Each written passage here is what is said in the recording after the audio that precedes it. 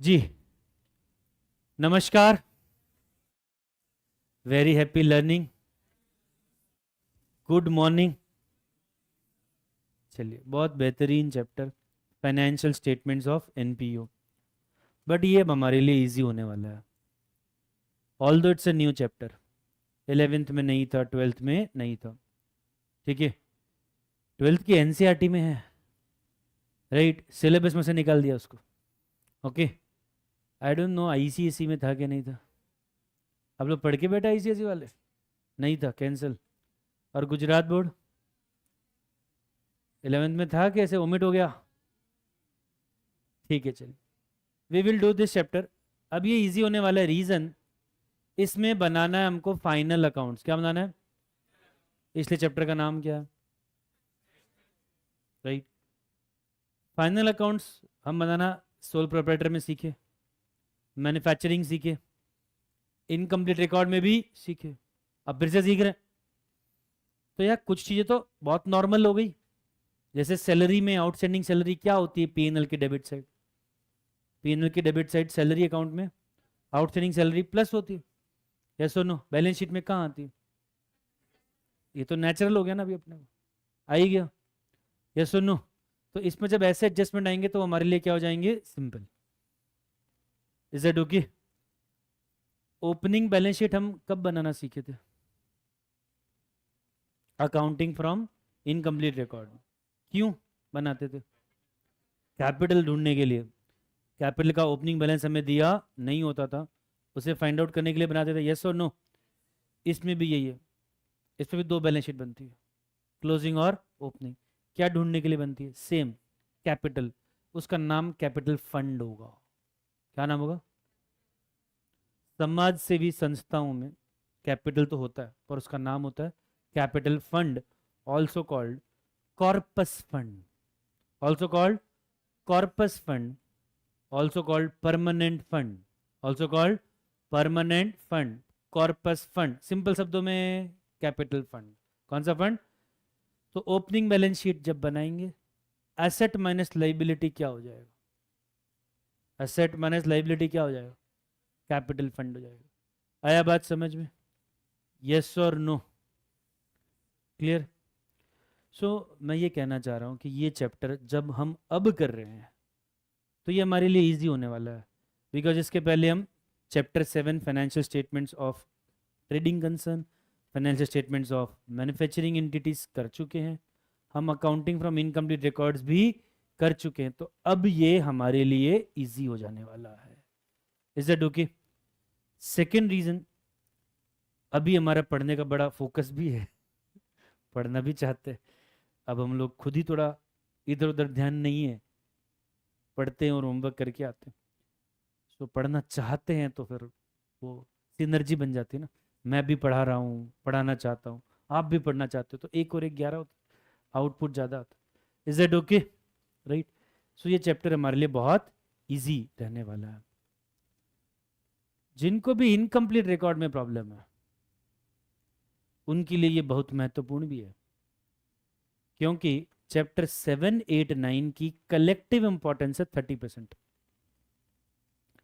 Final account से सारे के सारे चैप्टर 7, 8, 9, जिनके दो चैप्टर की अभी मैंने बात की। राइट, तो इन सब की कलेक्टिव वेटेज कितनी है एग्जाम में? 30%। और ऑप्शन ऑप्शन भी आता है। सो अगर इनकम्प्लीट रिकॉर्ड अपने को ऐसा करने के सर वो 10% वाला आएगा तो कर लेंगे हम। Closing capital plus drawing minus additional capital, वो आएगा तो कर लेंगे। दूसरा आएगा तो सर हमारा मजा नहीं आता है, हमको नहीं करना है। तो ये चैप्टर अच्छा करना पड़ेगा, बिकॉज तभी उसको ऑप्शन में निकालने के चांसेस बनते हैं। Is that okay?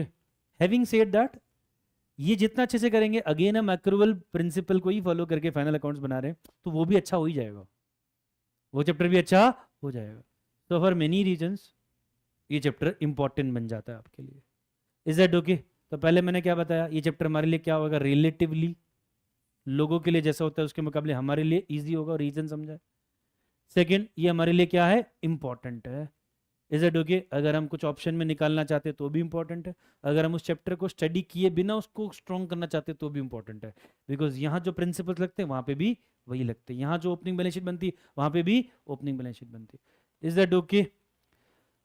उस चैप्टर में हम डबल कॉलम कैश बुक बनाते थे, इसमें हम बनाते रिसिप्ट एंड पेमेंट अकाउंट। क्या बनाते? Which is nothing but cash book, which is nothing but, is that okay? इसमें बनता है receipt and payment account, receipt and, which is nothing but cash book. It is summary of cash transactions, it shows summary of cash book में date wise होता है। कैसे होता है? Date wise. इसमें कैसे होता है? ईयर का पूरा चीज का समरी होता है।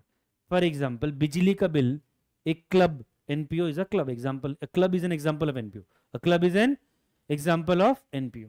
ओके, सो एक क्लब बिजली का बिल कितनी बार भरता है साल में? 12 बार भरेगा, हर महीने आता है बिजली का बिल। यस और नो? जीबी वालों का 2 महीने में एक बार आता है। ओके, तो 6 बार भरेगा, 6 या 12 बार बिजली का बिल भरेगा। यस और नो? राइट। तो कैश बुक में एंट्री कितनी बार होगी? 6 बार या 12 बार। लेकिन रिसिप्ट एंड पेमेंट में क्या होता है? पूरे साल का कितना बिजली का बिल भरा है वो लिखा होता है। समरी क्या होती है? राइट। एक एनपीओ में 3 एम्प्लॉई हैं, तो उनको हम 12 बार सैलरी देते, तो सैलरी की 36 एंट्रीज हो गई, 12 3 कैश बुक में 36 टाइम्स होगी। रिसिप्ट एंड पेमेंट में एक ही बार 22 सैलरीज टोटल। तो what is receipt and payment? बोलो, what is receipt and payment? It is summary of, it is summary of. अच्छा, ये कब बनेगा? पूरे साल के ईयर के एंड में, क्योंकि पूरे समरी लेनी है ना, तो पहले सारा डिटेल आन तो दो। तो पूरे साल क्या बनती है? Cash book. ईयर के एंड में क्या बनता है? Receipt and payment account. Is that okay? It shows all cash receipts, all cash payments, all cash receipts, all cash payments. It is called receipt and payment account. इसका opening balance क्या होगा? Sum of cash and bank balance, sum of. इसका closing balance क्या होगा? Sum of cash and bank balance at the end of the year, at the, is that okay? पैसा आया तो कौन सी साइड लिखेंगे? Debit side, receipt side. पैसा गया तो कौन सी साइड लिखेंगे? Credit side, payment side, credit side, payment. आया बात समझ में? यस और नो? राइट। सो इसमें पहली चीज क्या है? रिसिप्ट एंड पेमेंट अकाउंट, जो किसके जैसा है? कैश बुक के जैसा। Is that okay? तो चलिए हम रिसिप्ट एंड पेमेंट अकाउंट बना ही लेते हैं। राइट। पहला question, the receipt and payments for the Swaraj club, कौन सा club? Swaraj club, for the year ended 21-22 is as follows. तो इस साल इनको क्या क्या पैसा मिला? क्लब में कुछ नए मेंबर जुड़े, तो हमने उनसे क्या लिया? Entrance fees. क्लब में जो रेगुलर मेंबर हैं वो लोग फीस पे करते हैं, एवरी ईयर ईयरली फीस पे करते हैं, एवरी ईयर ईयरली फीस पे करते हैं। तो उसे क्या बोलते हैं? Membership fees. क्या बोलते हैं उसे? ठीक है, सम पे ध्यान दो ना, सिखाना शुरू कर दिया मैंने। देख रहे हो तनीषा, नए दोस्त मिल गए, तुमको भूल गई है। ठीक है, मेंबरशिप फीस कितना? 3000। Donation for club, donation for, ये मिला है कि दिया है? Donation for club pavilion, donation for club, club में पेवेलियन बनाने के लिए। पेवेलियन क्या होता है? पेवेलियन वो उठने बैठने की जगह होती है जहां टीम बैठती है। ग्राउंड पे मैच होता है तो ग्राउंड की साइड पे एक जगह बनाती जाती है, राइट, जहां पे टीम बैठेगी। अब हो सकता है वो एक सेमी परमानेंट स्ट्रक्चर है कि परमानेंट स्ट्रक्चर है। Can be a building also, can be a building also. जैसे अभी लॉर्ड्स में मैच हुआ तो आपने देखा प्लेयर आउट होके जाता है तो कैसे, मतलब उसको हॉल वॉल होता है, लोग उसे तालियां मार के स्वागत करते हैं उसका। यस और नो? चल, तो वो एक बढ़िया सेटअप है पेवेलियन का। फिर आप T20 मैचेस देखते हो तो वहां पे टेम्परेली वो ग्लास का बना देते हैं, ऐसे कुर्सियां लगा देते हैं, बैठे रहो यहीं पे साइड पे बाउंड्री के पास। यस और नो? जैसे मंदिर के बाहर ऐसे बैठ जाओ यहीं पे। That is also pavilion setup. क्या है वो? समझे व्हाट इज पेवेलियन? जहां प्लेयर्स बैठते हैं, चेंजेस करते हैं, मतलब कपड़े वगैरह। Is that okay? Change rooms होता है, थोड़ा वो आइस बात लेते हैं, थोड़ा बहुत वो नाश्ता पानी करते हैं, वो जगह क्या हो गई आपकी? पेविलियन। आया समझ में? ठीक है, क्लियर। सो डोनेशन क्या हुआ? दिया है, हमारे क्लब ने दिया है कि हमें मिला है। ये लिखा नहीं है, हमें सोचना पड़ेगा। मिलता ही होगा, हम मानेंगे मिलता ही होगा, तो हम ऐसा मान रहे कि मिला। फूड स्टफ की बेचे हैं, क्लब में हमने एक कैंटीन चलाते हैं, राइट? सो उधर से हमने कुछ माल बेचा, पैसा क्या हुआ? आया कि गया? ओ हीरो, ध्यान देना। फिर आगे सैलरी एंड वेजेस, ये क्या है? पैसा आया कि गया? फिर परचेज ऑफ फूड, पैसा आया कि गया? कंस्ट्रक्शन किया पेविलियन का, पैसा गया? एक्सपेंसेस लगे, general expense, rent, bank charges, opening balance. कितना ओपनिंग बैलेंस होगा? ओपनिंग बैलेंस विल बी 550, नहीं बेटा वो क्लोजिंग है। ओपनिंग बैलेंस कितना है? कैश और बैंक का कंबाइन, यस और नो? तो देखो कैसे बनता है, आप टाइटल क्या दोगे पहले से? क्या दोगे? किसकी बुक्स में कर रहे हो? ओके, क्या बना रहे हो? कौन से ईयर का बना रहे हो? ये टाइटल होता है। ओके, फिर इसमें टी शेप का अकाउंट बन जाता है। रिसिप्ट रुपीस, पेमेंट रुपीस, समझा? Receipt rupees, payment rupees. और सबसे पहले क्या लिखते हैं? Opening balance. क्या लिखते हैं हम? ओपनिंग बैलेंस कितना है? 600 रुपये। सो उन्होंने अलग अलग लिखा है, साथ में भी लिख सकते हैं। अलग अलग लिखा है, हम साथ में भी लिख सकते हैं। ठीक है, फिर पैसे आए कौन से थे? इनफ्लो कौन सा था? ये इनफ्लो, इनफ्लो, इनफ्लो, इनफ्लो, ये 4 इनफ्लो थे, यहाँ लिख दिए। बाकी सारे आउटफ्लो थे, ये आउटफ्लो, ये आउटफ्लो, ये आउटफ्लो, ये आउटफ्लो, ये आउटफ्लो, ये आउटफ्लो, सब आउटफ्लो लिख दिए, राइट? और उसके बाद एंड में क्या लिख दिया? Closing balance. ये आ गया क्लोजिंग बैलेंस। लो जी लो, बन गया रिसिप्ट एंड पेमेंट अकाउंट। ये मैंने खुद नहीं सॉल्व किया, ये मैंने आपको भी सॉल्व करने को नहीं कहा, क्योंकि इतना लल्लू क्वेश्चन अब हम करेंगे क्या सॉल्व? ये हमने चेक कर लिया बुक में, और क्या? यस और नो? कैश बुक चैप्टर किया ना अपन ने, उसमें खाली नाम बदलना है, पर्टिकुलर्स की जगह रिसिप्ट, इधर पर्टिकुलर की जगह पेमेंट। आपको डिटरमाइन करना है cash inflow, cash outflow. Cash inflow बना लोगे, यस और नो? Okay, done. तो ये पहला क्वेश्चन हो गया। ओके, इसके बाद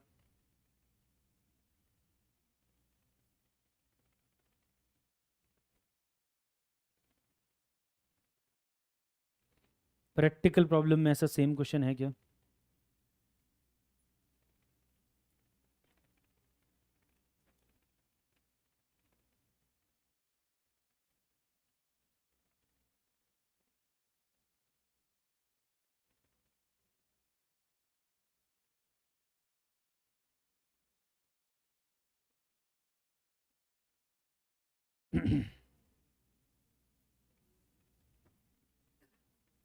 नहीं है,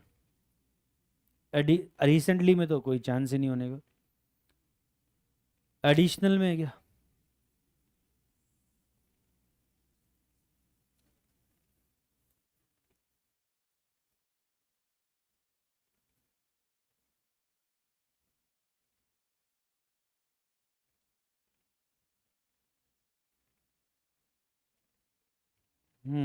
एडिशनल में भी नहीं है। ठीक है, चलो डन। होता तो मैं होमवर्क देता। ठीक है, डन है। तो हम चलते हैं नेक्स्ट क्वेश्चन पे, क्वेश्चन नंबर 4, मतलब हम नेक्स्ट क्वेश्चन करेंगे क्वेश्चन नंबर 4। हम सॉल्व करेंगे क्वेश्चन नंबर 4। ठीक है, ओके। अब इस क्वेश्चन में हमें क्या दिया है? Receipt and payment account. इसलिए हमने वो क्वेश्चन कर लिया कि भाई पता तो चले क्या होता है रिसिप्ट एंड पेमेंट, कैसे बनता है receipt and payment. Is it okay? It is a summary of cash book, right? It is prepared, it is prepared eight the end of the year, जो बनाया हुआ इन्होंने, राइट? 21-22 वाले ईयर के end में ओपनिंग बैलेंस ये cash और bank का मिला के, क्लोजिंग बैलेंस ये कैश और बैंक का, और ये पैसे आए हैं इस साल, ये पैसे गए हैं इस साल। Is that okay? सबको समझ आ रहा है what is receipt payment account? Okay, हमें कुछ एडिशनल इंफॉर्मेशन दी है और बोले क्या प्रिपेयर करना है। ओ कहीं हुए, ये क्या होता है? ये होता है प्रॉफिट एंड लॉस अकाउंट। क्या होता है ये? जैसे हम बनाते हैं प्रॉफिट लॉस अकाउंट जिसमें हम लेते इस साल की इनकम, इस साल के एक्सपेंस, चाहे वो इस साल मिले ना हो, चाहे वो इस साल पे किए ना हो, इस साल की इनकम एक्सपेंस है तो लेंगे, इस साल की इनकम एक्सपेंस है तो लेंगे। यस और no? Absolutely right. Okay, so it is a PNL account और इसमें एसेट्स नहीं लेंगे, इसमें सिर्फ लेंगे इस साल की इनकम, इस साल के एक्सपेंस, रेवेन्यू आइटम्स। क्या लेंगे इसमें? इनकम एंड एक्सपेंडिचर में सिर्फ revenue, income and revenue expenses लेंगे। कैपिटल एक्सपेंडिचर लेंगे कि नहीं लेंगे? कैपिटल एक्सपेंडिचर होता क्या? मशीन खरीदना, बिल्डिंग खरीदना, ये सब क्या होते हैं? Capital expenditure. तो क्या कैपिटल एक्सपेंडिचर हमारे पीएनएल में आता है कि बैलेंस शीट में आता है? पीएनएल में नहीं आता, तो इसमें नहीं आएंगे। और ये एक्रूवल बेसिस पे बनेगा। किस बेसिस पे बनेगा? अक्रूवल बेसिस पे बनेगा।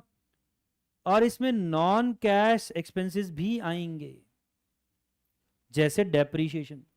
क्या आएगा? Depreciation is an expense but it is not paid in cash, it is not paid in cash. So आपको रिसिप्ट इन पेमेंट में दिखने नहीं वाला है डेप्रीशिएशन, फिर भी आएगा इनकम एंड एक्सपेंडिचर में। बाकी सारे खर्चे तो दिख जाएंगे, जैसे सैलरी ये आएगा, ऑफिस एक्सपेंस ये आएगा। अब मुझे बताओ ये क्या लग रहा है? ये खर्चा लग रहा है कि एसेट लग रहा है? ये रेवेन्यू एक्सपेंडिचर के कैपिटल एक्सपेंडिचर?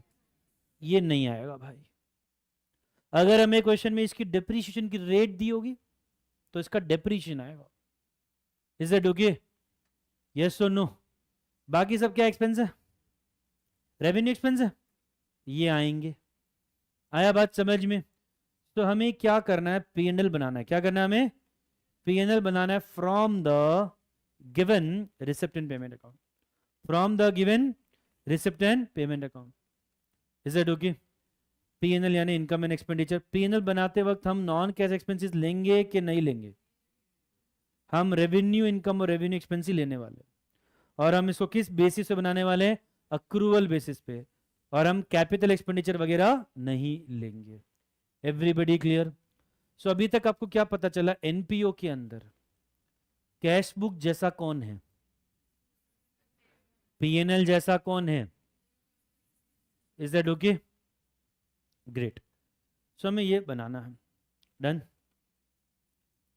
यस और नो? तो एक छोटा सा फॉर्मेट बना लो। पीएनएल का फॉर्मेट आता है क्या बनाना? प्रॉफिट एंड लॉस अकाउंट का फॉर्मेट आता है? तो आपको ये भी ऑलरेडी आता है, ठीक है? क्या नाम है इसका? Income and expenditure account. कौन से ईयर के लिए बनाया? 21-22। और ये कौन सी सोसाइटी या क्लब है? New bird 40 club. ये हमारे जैसे लोगों का क्लब होता है। अभी मैं 38 साल का हुआ है, 2 साल बाद कितने साल का हो जाएगा? तो फिर क्या ना, ऐसे लगने लगता है यार बुढ़े हो गए, बुढ़े हो रहे, बुढ़े हो रहे, जिंदगी के सेकंड इनिंग में तो नहीं आ गए हैं, ऐसा लगने लगता है, राइट? तो ऐसे लोगों को ऐसे फील लाइट करने के लिए कि यार age is just a number, club बन गया। क्या नाम है उसका? 40 क्लब। 40 बुढ़े, 40 के ऊपर वाला क्लब। लेकिन उन्होंने नाम क्या रखे? अभी तो नए नए 40 के बने, right? So new bird 40 club. क्या हो गया? ऐसा क्लब है ये। Is it okay? आओ बोले गेम्स खेलो, राइट? क्या तुम बुढ़े हो गए? कौन से गेम्स खेलें? 3 पत्ती। क्रिकेट क्यों नहीं? बोले नहीं यार घुटने टूटेंगे, दुखेगा, ओके, कंधे दुखेंगे। तुम 3 पत्ती खेलो, ज्यादा से ज्यादा ब्लैक जैक खेल लेना, और क्या? Is it okay? पोकर खेल लेना, 40 वाले लोग यही करते हैं, ठीक है। तो that is the reason of the name new bird 40 club. हमें इस क्लब की अकाउंटिंग करनी और देखना है इस साल कितना फायदा और कितना नुकसान हुआ इस क्लब में। Is it okay? तो हम सबसे पहले यार कौन सा पॉइंट देखते हैं यार, इतना हमने सीखा, फाइनल अकाउंट्स बनाते वक्त हम क्या देखते बताओ मुझे? Additional information. पहले क्या देखते? हम ऐसे पूरे पहले रिसीट पेमेंट में फाफे नहीं मारते, ओके। तो एडिशनल इन्फॉर्मेशन हमने देखा तो हमें पता चला कि यार 55,000 रुपये आउटस्टैंडिंग है। लेकिन ये आपके लिए नया शब्द है, क्या होता है ये? सब्सक्रिप्शन। लिखो बाजू में कहीं meaning, annual membership fees, annual membership fees. अगर मुझे इस क्लब में मेंबर बने रहना है तो मुझे हर साल एक फीस देना पड़ेगा। जैसे बिल्डिंग में भी है ना, आप जिस बिल्डिंग में रहते होंगे उसमें आप मेंटेनेंस देते हो, क्या देते हो? एवरी ईयर मेंटेनेंस देते हो। तो बिल्डिंग भी तो एक एनपीओ है, बिल्डिंग में एक एनपीओ है, Shagun villa cooperative housing society limited. क्या is that? It is an NPO. उसमें भी कोई ट्रस्ट है, मैनेज कर रहा है उसको, सेक्रेटरी, प्रेसिडेंट, ट्रेजरर वगैरह, और हर फ्लैट ओनर एक मेंबर है, हर फ्लैट ओनर एक। उस क्लब का ऑब्जेक्टिव है कि भाई सिक्योरिटी इंश्योर की जाए तो वॉचमैन को अपॉइंट करते हैं, लिफ्ट बराबर चले तो लिफ्टमैन वगैरह अपॉइंट करते हैं, राइट। कॉमन पैसेज में लाइट वगैरह रहे इसलिए वो कॉमन पैसेज का बिल भरते हैं, और नवरात्रि गणेश उत्सव सब धूमधाम से बने, राइट। नीचे पार्टी वार्टी रखी जाए तो वो सब भी किया जाता है। तो ये सब काम होता है उनका, फ्लैट ओनर्स के लिए सब काम करते हैं। यस और नो? सफाई वफाई होती है, काम वाली बाई रखते हैं, उनको पैसे देते हैं। तो उनका हिसाब किताब करना सीख रहे हैं बेसिकली इस चैप्टर में, समझे? We are becoming the accountant of these society bodies, कि इनका। अच्छा, महेश्वरी विद्यापीठ अगर स्कूल है वो भी तो एक एनपीओ है, वो भी तो एक एनपीओ है, वो प्रॉफिट मेकिंग ऑर्गेनाइजेशन नहीं है। अग्रवाल विद्या विहार भी एक एनपीओ है, ट्रस्ट बेस्ड है वो। Is it okay? महेश्वरी शिक्षण संस्थान के अंडर वर्क करता है, जैसा कोई मालिक नहीं है। Is it okay? उसमें ट्रस्टीज अपॉइंट होते हैं, समाज के अग्रणी अच्छे लोग जो समय दे सकते, समझदार हैं, वो आके अपॉइंट करते 2-3 साल, फिर वो हटते, दूसरा कोई आता है वो करता है। Is it okay? तो उसका भी हिसाब किताब करना क्या होगा इस चैप्टर में आएगा। तो ये चैप्टर की रेंज बहुत बड़ी है, राइट। अगर तुम 4 लोगों ने मिलकर क्लब बनाया कि एवरी थर्सडे हम लोग है ना नया कैफे ट्राई करते हैं, 10,000 रुपए ले लिए सबसे, क्लब बन गया, अभी एवरी थर्सडे कहीं कैफे जाते हैं, तो ये भी एक एनपीओ हुआ, समझ रहे हो? बिल्डिंग में जो है मेंटेनेंस भरते वो भी क्या है? एनपीओ है।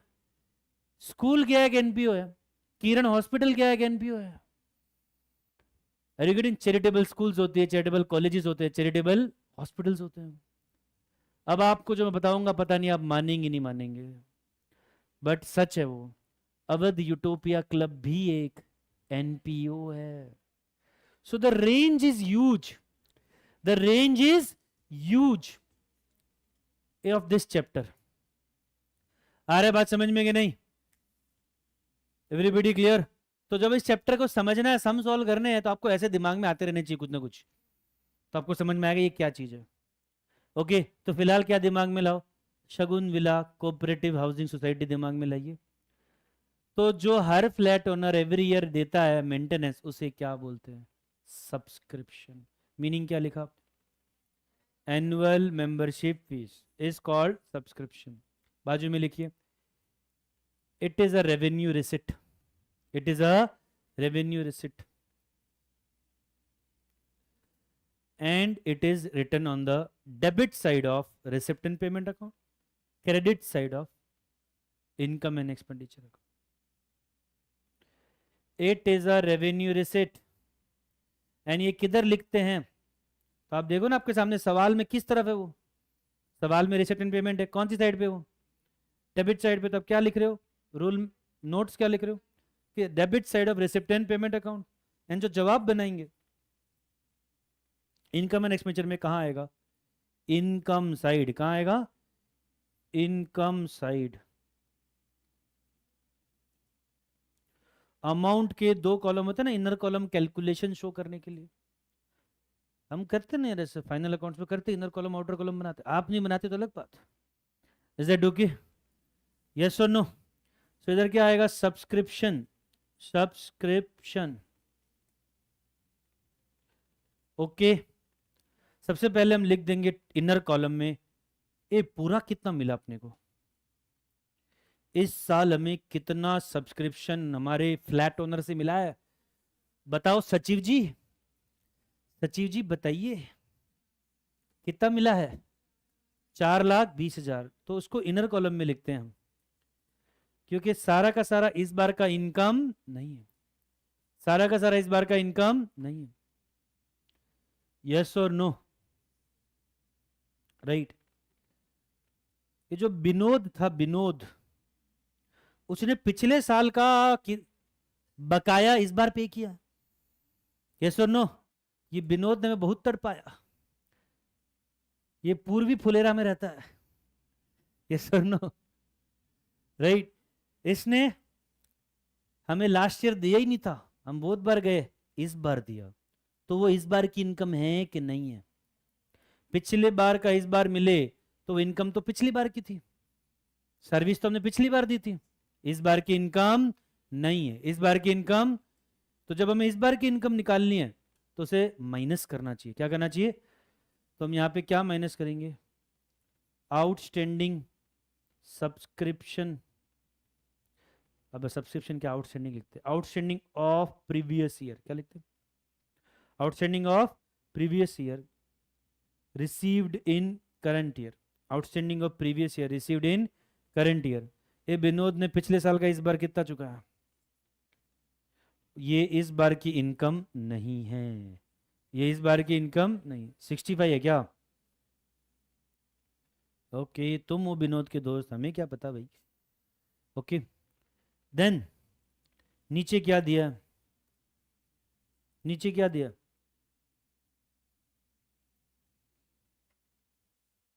राइट। इस बार कितना मिलना बाकी है? इनकम इस बार की है कि नहीं है? अक्रूवल बेसिस पे बताओ। सर्विस इस बार दी तो इस बार की इनकम में नहीं मिला तो क्या होगा? मिल जाएगा। Is that okay? सो इसे क्या कर देंगे हम? प्लस कर देंगे, plus outstanding of current year, outstanding of, क्योंकि ये भले इस बार मिला नहीं है तो 4,20 में इंक्लूड नहीं हुआ, इसमें तो हमने रिसिप्ट एंड पेमेंट से लिया ना, रिसीव्ड वाला, उसमें ये आया नहीं है, पर इस बार की इनकम में तो जोड़ना चाहिए। 65,000 आ गया, पर वो इस बार की इनकम नहीं हो तो पिछली बार की इनकम है, तो वो माइनस करेंगे। आया बात समझ में? तो कितना हुआ हमारा इनकम इस बार का? 4,10,000। आया क्या आपको समझ में? अब बताओ ये डिफिकल्ट था कि इजी था? ये तो क्या फॉलो कर रहे हैं हम? Accrual basis. क्या फॉलो कर रहे हैं? अक्रूवल बेसिस फॉलो कर रहे हैं। Is that okay? ये भाई अभी जो उठ के गए, किधर बैठे? आपके बाजू में। इनकी किताब लेके आना जरा, मैं देखूं क्या लिखता है ये। हम्म, हाँ जी, डन। तो पहला पॉइंट हमारा सॉल्व हो गया, एडजस्टमेंट वाला। क्लियर है क्या? ऐसे ही अब दूसरा पॉइंट सॉल्व करो। ये प्रहलाद चा इस बार विकास को पगार देनी बाकी है, 40,000 रुपए की पगार देनी बाकी है। यस और नो? और कितनी पगार दे चुके हैं?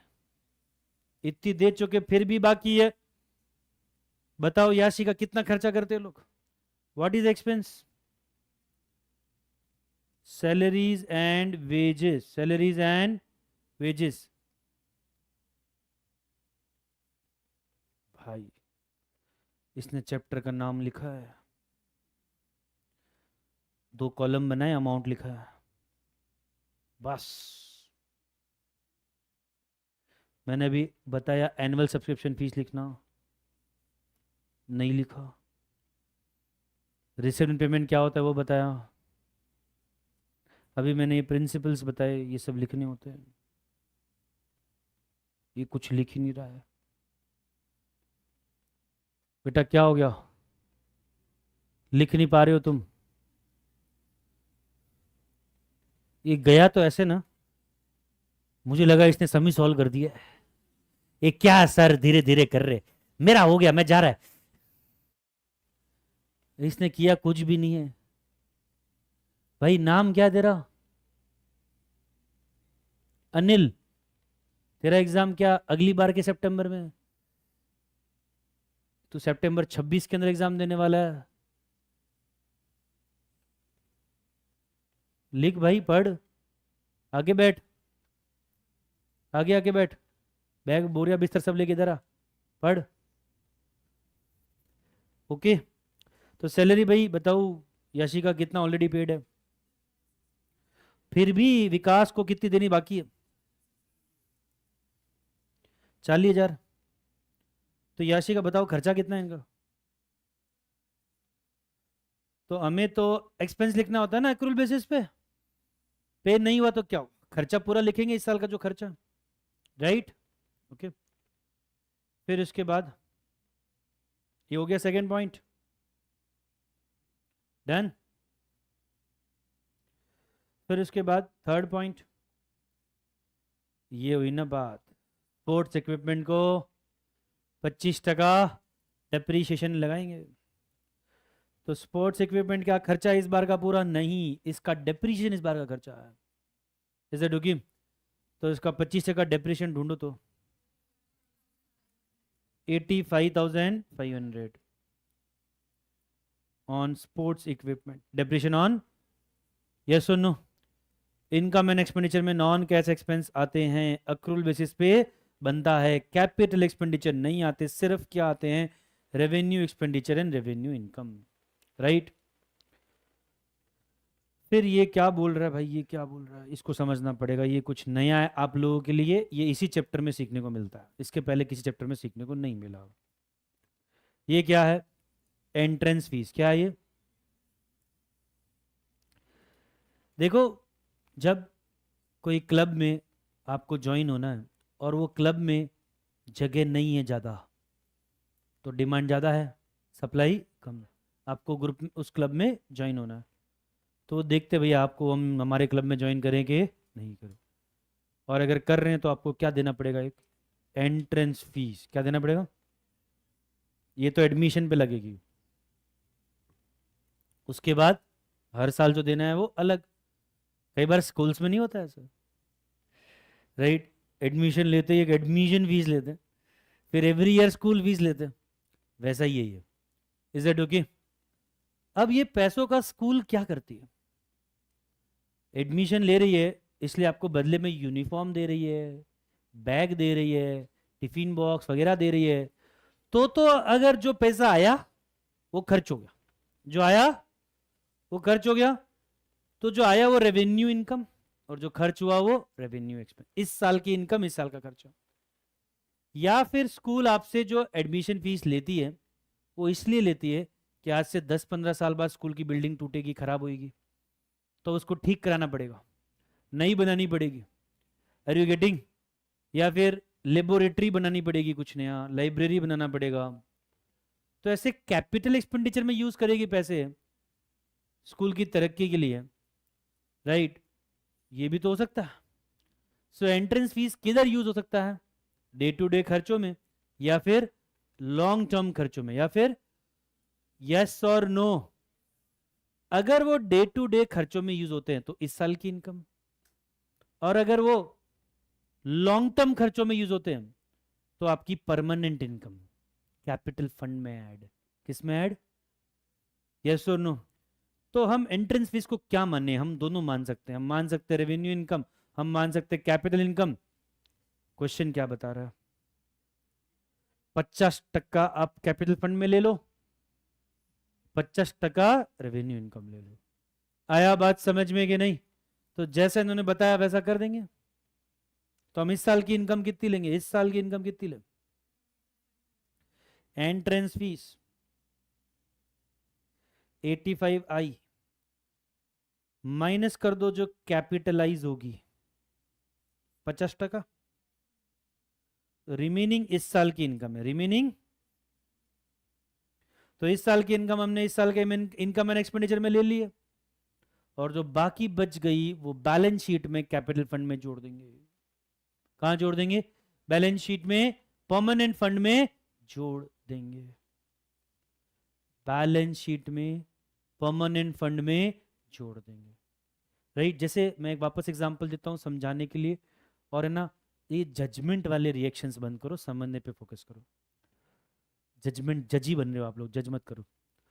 जैसे महेश्वरी शिक्षण संस्थान है, राइट, जिसके सूरत के अंदर जो वर्क करता है, उसके अंडर 2 स्कूल्स आती, महेश्वरी विद्यापीठ, राइट, एंड इच्छापुर, और Maheshwari public school Ladvi, is that okay? उसके अंदर 2 स्कूल्स आती।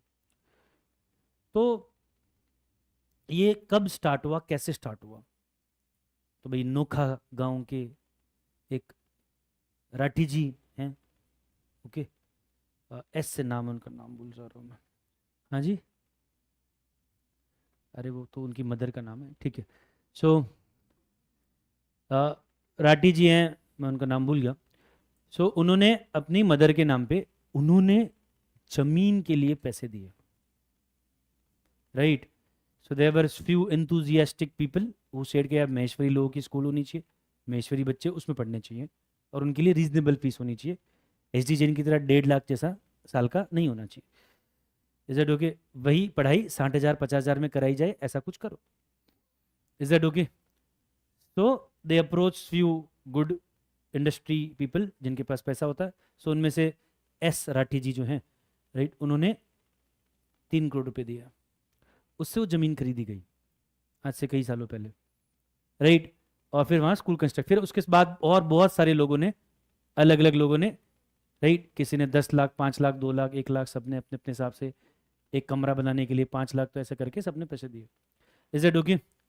सो दैट वे जो फंड आया, दैट इज, उसकी एंट्री क्या होती है? Bank to capital fund, bank to, क्योंकि इन्होंने परमानेंट फंड दे दिया, ये लोग वापस नहीं मांग रहे। Are you getting? Rathi ji वापस आके नहीं बोल रहे oh my investment give me back, it's not liability, it's not liability. Are you getting my point? And please understand why it is the same reason that SDJN has a higher fees. Because उन्होंने land acquire किया तो उन्होंने अपने पैसों से acquire किया, उनको कोई डोनेशन नहीं मिला। Are you getting? सो जितने पैसे उन्होंने लगाए उसका ब्याज भी तो होता है, कहीं से लोन लिया suppose, so they have to definitely charge higher fees. And we have to salute such people जो अपने डेली वर्क में से समय निकाल के ऐसे प्रोजेक्ट्स लेके आते, डोनर्स के पास जाते हैं, उनसे पैसे लेते हैं, सल्यूट टू डोनर्स, और खड़े रह के स्कूल बनवाते हैं, सो दैट फ्यूचर में बहुत सारे लोग आके पढ़ सकें। हम जिस स्कूल से पढ़े होते हैं ना, हमारा आदत होती है उसको गाली देने की, राइट, हैं इतने पैसे लेते हैं कुछ नहीं करते, राइट। तभी मैं बोल रहा था कि यार ये एंट्रेंस फीस, एडमिशन फीस लेते हैं, इसके आपको बैग देंगे देंगे, बोले हमारी स्कूल में कुछ नहीं देते, कुछ नहीं देते हमारी स्कूल में।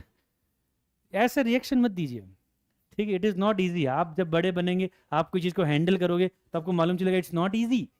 हर चीज़ का पैसा लगता है यार। इतने वॉचमैन खड़े हैं आपकी स्कूल के अंदर, उनको पगार कौन कहाँ से आ रही है उनकी, राइट? इतने सफाई वाले लोग हैं, उनको पगार कहाँ से आ रही है? It easy to manage all that things, right? अभी आप लोग भले स्कूल से निकल गए हो, लेकिन वही जो आप लोग जो थोड़ा थोड़ा एक्स्ट्रा फीस देते थे, उसी से पैसे इकट्ठे करके राइट ना आपकी स्कूल में एसी लग चुके हैं क्लास के अंदर। अब फिर आप वही, आप ये छोटे बच्चों वाली बातें, हमारे टाइम पे नहीं लगे। आपको खुश होना चाहिए ना कि यार आपके योगदान से बने हैं। जब तक हम सिर्फ अपना ही सोचेंगे तो यार जीवन में छोटा सोच पाएंगे, और छोटा ही करेंगे। Okay, okay. So what is capital fund और कैसे बनता है, समझ आ? सो इनिशियली जब वो क्लब बनता है या जब कोई ऑर्गेनाइजेशन एनपीओ बनती है, तब जो लोग दान दाता दान देते हैं और कभी रिटर्न नहीं करने वाले, उससे बनता है कैपिटल फंड। फिर एवरी ईयर किसी किसी से एडमिशन फीस वगैरह लेके भी उसमें ऐड किया जाता है, ओके। और एवरी ईयर आपने जो कुछ कमाया तो उसमें प्लस होगा, कुछ गंवाया तो उसमें से माइनस होगा। आया बात समझ में कि नहीं? Everybody clear, right? यस। सो ये कैपिटलाइज किया, इधर माइनस, किधर प्लस करेंगे? जब बैलेंस शीट बनाने को क्वेश्चन बोलेगा, अगर बोलता तो हम बैलेंस शीट भी बना। अगर हमें क्वेश्चन बैलेंस शीट बनाने को बोलता तो हम बैलेंस शीट भी बनाते होते हैं, और उसमें हमने सारी दूसरी इफेक्ट्स दी होती। आउटस्टैंडिंग सैलरी यहाँ पे लिखा होता, ठीक है, और सब्सक्रिप्शन रिसीवेबल फ्रॉम मेंबर्स वो यहाँ लिखा होता, राइट। और जो कैपिटल फंड है उसमें एंट्रेंस फीस हम ऐड कर रहे होते हैं, और स्पोर्ट्स इक्विपमेंट में से डेप्री माइनस करके लिखा होता, सेकंड इफेक्ट जारी होती है जो फाइनल अकाउंट्स की तरह जाती है ना। यस और नो? इसलिए मैंने कहा इजी रहने वाला है ये चैप्टर, सिमिलर इफेक्ट्स है। ओके, इस क्वेश्चन में हम क्यों नहीं कर रहे? क्योंकि इस क्वेश्चन में हमसे मांगा ही सिर्फ क्या है, income and expenditure, balance sheet मांगा नहीं है, तो हमें आधी आधी इफेक्ट्स दिख रही है। आ रहा है बात समझ में कि नहीं? राइट, ओके, हो गई चारों चार एडजस्टमेंट्स। अब कहाँ ना जाते हैं हम, जो receipt and payment account given है उसकी एक एक आइटम्स देखते हैं। तो ये किधर जाएगा? ये तो कैश बैलेंस है, ये किधर जाएगा? जैसे ये क्लोजिंग बैलेंस शीट बना रहे थे वैसे क्या बनती है, एक ओपनिंग बैलेंस शीट बनती है, उसमें जाएगा ये कैश का बैलेंस, कैश का बैलेंस। समझ आ बात? What is the opening balance of received and payment? It is sum of cash and bank. और ये तो साल की शुरुआत में था, मतलब पिछले साल के एंड में था, तो बैलेंस शीट जो पिछले साल की उसमें आएगा। Is it okay? और वैसे ये क्लोजिंग वाला किस में जाएगा? क्लोजिंग बैलेंस शीट में जाएगा, balance sheet at the end of the year उसमें जाएगा, कैश एंड बैंक। यस और नो? राइट, इस तरीके से बनेगा। ओके, अब सब्सक्रिप्शन तो हम ले चुके, एंट्रेंस फीस हम ले चुके हैं, इसके बारे में कुछ नहीं कहा। तो इस साल हमने हमारे क्लब के लिए डोनेशन इकट्ठा किया। कितने रुपए का डोनेशन इकट्ठा किया? 55,000 रुपीज़ का हमने डोनेशन इकट्ठा किया। Is it okay? तो ये हम किधर यूज़ करेंगे, डे टू डे खर्चों में या लॉन्ग टर्म? यहाँ कुछ बताया नहीं है, कुछ बताया तो रूल होता है, रूल लिखो, entrance fees, admission fees, donation. Entrance fees, admission fees, donation, इनमें, राइट। अगर कुछ नहीं कहा तो एंट्रेंस फीस को हम कैपिटल फंड में ऐड करते हैं, और कुछ नहीं कहा तो डोनेशन को हम रेवेन्यू इनकम मान के इनकम एंड एक्सपेंडिचर में लेते हैं। तो ये रूल है।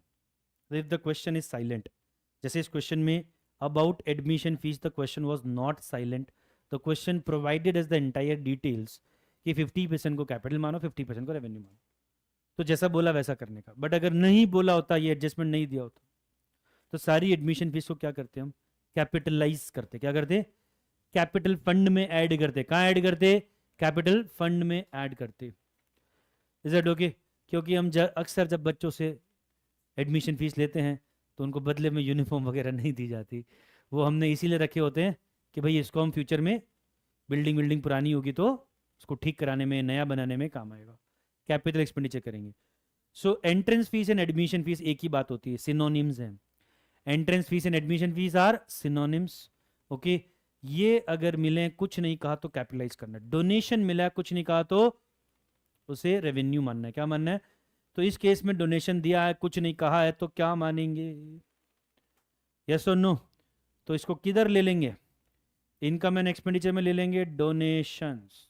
कितना आया? कितना आया? 55,000। ठीक है, फिर पेमेंट साइड पे आते हैं, सैलरी वेजेस तो हमने ले लिया, ऑफिस टेलीफोन इलेक्ट्रिसिटी ट्रैवलिंग लेना बाकी है ना। ऑफिस टेलीफोन इलेक्ट्रिसिटी ट्रैवलिंग, ये एक्सपेंसेस जितने पे हुए हैं हम मानते उतना ही खर्च है, क्योंकि नीचे इनके बारे में ऐसी जानकारी नहीं दी कि कुछ प्रीपेड है क्या, कुछ आउटस्टैंडिंग है क्या। तो हम ये मानते हैं जितना खर्चा था उतना पे कर दिया, जितना खर्चा था उतना पे, तो जितना पे किया उतना ही खर्चा है। Is that okay? तो ये सारे चुपचाप खर्चे में ले लेंगे। कितना कितना खर्चा है भाई? 35, 28, 32, 65। तो ये बन गया हमारा P&L। राइट, P&L बन चुका है। बताओ भाई कौन सी साइड ज्यादा है? क्रेडिट साइड, इनकम साइड ज्यादा है, उसको जोड़ो कितना हुआ? 5,07,000। ओके, और एक्सपेंस साइड का टोटल माइनस करके प्रॉफिट कितना आ रहा है? 50। लेकिन उसको प्रॉफिट नहीं बोलते हैं, उसको बोलते हैं excess of income over expense. ये तुम लोगों को कैसे पता? ये 11th में था, अच्छा था मतलब। Excess of income over expense, excess of income over expense, CA institute बोलती है, उसकी जगह ये भी यूज कर सकते हो। क्या वर्ड यूज करने का? और लॉस आए तो क्या वर्ड यूज करने का? लॉस आए तो क्या वर्ड यूज करना है? और प्रॉफिट आए तो क्या वर्ड यूज करना है? तो ये वर्ड यूज करने हैं आपको, शॉर्ट अच्छे। Is that okay? बड़ा बड़ा कौन लिखेगा? Excess of income over expense, हम उसकी जगह क्या लिख देंगे? सरप्लस। आया क्या आपको समझ में? तो चैप्टर क्या, उसकी फीलिंग आने लग गई, किस तरह की ऑर्गेनाइजेशन का अकाउंटिंग कर रहे हैं। Right, from a four friends की किटी पार्टी वाले क्लब से लेकर शगुन विला जैसी सोसाइटी का मैनेजमेंट जैसे हैंडल हो रहा है वैसे से लेकर, राइट, महेश्वरी विद्यापीठ स्कूल जैसी ऑर्गेनाइजेशंस, किरण हॉस्पिटल जैसी ऑर्गेनाइजेशंस, अवध यूटोपिया जैसे क्लब्स की अकाउंटिंग करना सीख रहे हैं हम, उनका फाइनल अकाउंट बनाना सीख रहे हैं। क्या बनाना सीख रहे हैं? Is that okay? इन सभी ऑर्गेनाइजेशन में कॉमन क्या है? Their motive is not to earn profit, their motive is service to the members, their motive is, क्या हो गया इसको? बाबा समाधि ले ली बाबा।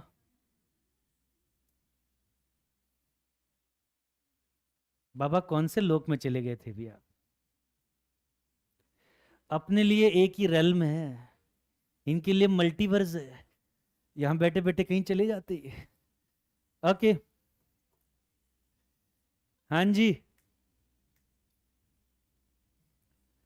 इसने सुना एक बार में, तेरे को वापस बताने की जरूरत नहीं होता है।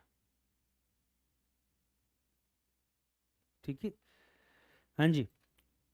तो क्या आपको कॉमन चीज पता चली जो मैंने एग्जांपल्स दी उनमें?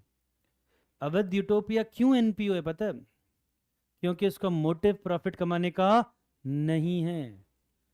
What ever profit they earn, right, they throw party to the members. Swimming pool party, आ जाओ ऐसे ही बस। योगा के लिए मल्लिका शेरावत को बुला ले, नहीं किसको बुलाया, ये मैंने उनको सजेशन दिया था। ठीक है, वो माने नहीं, उन्होंने बुलाया था मल्लिका अरोरा खान, मल्लिका अरोरा खान को बुला लिया, कभी कैटरीना कैफ को बुला लिया। तो ये सब क्लब्स क्या करते, और कार्निवल करते हैं, 4 दिन का कार्निवल करते हैं, सारी राइड्स फ्री, सारा नाश्ता खाना फ्री, एवरीथिंग फ्री, गिफ्ट और देते, right. So what they are doing, they are doing an activity, economic activity. Club, वो बैंक्वेट बहुत चलता है उनका, रूम्स वूम्स किराए पे लगते हैं, राइट। उससे जो सरप्लस जनरेट होता है, they again do activities for the members, for the, their motive is not earning profit, their motive is that entity is registered as a section 8 company। अब इतना सीखा क्या है आपने? it is registered as a section 8 company, is that okay? Companies के अंदर it is a not for profit company, not for, they cannot use their profit, audit होती है उनकी। अगर उनके प्रॉफिट ने उन्होंने अपने आप को बांट दिया तो पूरा लीगल एक्शन हो जाएगा उनके against. So what they do, they organize events and distribute it back to the utopia. Cricket league होती है, आपको पता है 60 टीम आती है, 65 टीम्स, और ये बॉक्स क्रिकेट नहीं होता है। ठीक है, ये ग्राउंड पे मैचेस होते हैं 10-10 ओवर के। ओके, और उसका लाइव टेलीकास्ट होता है, मतलब आपको लगेगा ऐसे लाइव मैच देख रहे हो आप, इंडिया इंग्लैंड का मैच देख रहे हो ना, वैसी टेलीकास्टिंग होती है। तो सारा खर्चा हमसे तो कुछ नहीं लेते, मेंबर से कुछ भी लिया नहीं जाता। आर यू गेटिंग और नॉट? मेंबर्स को तो बोलते बस टाइम से आ जाना तुम यार, तो टाइम से आ जाना। Is it okay? मेंबर के अपने नखरे होते, लेट आते। Is it okay? सो जितने लोगों को नहीं यकीन हुआ अब यकीन हो गया, राइट। ये सारे किसके एग्जांपल्स हैं? Not for profit making. तो जैसा क्वेश्चन आएगा, जितना क्वेश्चन का साइज छोटा है उतना छोटा वाला एंटिटी सोचना, जितना क्वेश्चन का साइज बड़ा है, तो आप जब वो पॉइंट ऑफ व्यू रखोगे तो आपको सारी बात समझ में आएगी, क्या हो रहा है, क्यों हो रहा है। Is that okay? फिर आप अकाउंटिंग तरीके से कर पाओगे जब आपको बात समझ में आएगी कि हम किसका अकाउंटिंग कर रहे हैं। Everybody clear? Right, okay. So अभी तक हमने क्या क्या सीख लिया? देखो, रिसिप्ट एंड पेमेंट क्या होता है, सीख लिया। और पीएनएल के जैसा कौन होता है? इनकम एंड एक्सपेंडिचर अकाउंट, जिसमें नेट प्रॉफिट नेट लॉस नहीं आता, क्या आता है? सरप्लस और डेफिशिएंसी, ठीक है। और बैलेंस शीट बनती ओपनिंग भी, और उसका भी थोड़ा आइडिया ले लेना आपने, यस और नो, राइट। तो मैं आपको अब एक नेक्स्ट क्वेश्चन पे लेके जाता हूँ, जिसके अंदर हमें इनकम एंड एक्सपेंडिचर भी बनाना होगा, ओपनिंग क्लोजिंग बैलेंस शीट भी बनानी होगी, and that is the type of question जो एग्जाम में आने का चांस रखता है। अभी तक जो हमने किया वो सब ट्रायल बॉल थी। क्या थी वो सब रेडी कर रहे थे, हम वार्म अप कर रहे थे। आया बात समझ में? चैप्टर किस जोन में आ रहे थे, किस में आ रहे थे? एनपीओ के जोन में आ रहे थे। तो आगे एनपीओ के जोन में अब हम करने वाले एक ऐसा क्वेश्चन जो एग्जाम में आया हुआ भी है। Is it okay? चलिए पहुंचते हैं।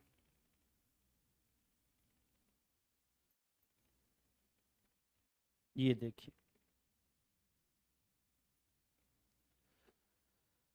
Receipt and payment account of x club. जो लोग अभी ब्रेकअप हुआ, जिनके जीवन में एक्स है, उन लोगों का क्लब आके अपना दुख बांटते हैं, क्योंकि किसी ने कहा है दुख बांटने से बढ़ता है। अरे, सुख बांटने से बढ़ता है, दुख बांटने से कम होता है। Sorry, mistake. यस और नो? तो यहाँ पे एक्स क्लब है। मैं देख रहा हूँ कुछ लोग एक्साइटेड है, यार किधर है, हमको भी ज्वाइन करना है। ऐसे मतलब इनमें उम्मीद दिख रही मुझे कुछ लोगों की आंखों में। यस, अगेन हमें रिसिप्ट एंड पेमेंट दिया, that is opening cash balance. यार ये सब नहीं करेंगे, ये थोड़ा एडवांस लेवल क्वेश्चन है। ये क्या है? ये थोड़े 2-4 सम कर ले, उसके बाद करना चाहिए। Is it okay? और वैसे भी जीवन में पहले रिलेशनशिप तो हो, फिर एक्स की बातें करेंगे।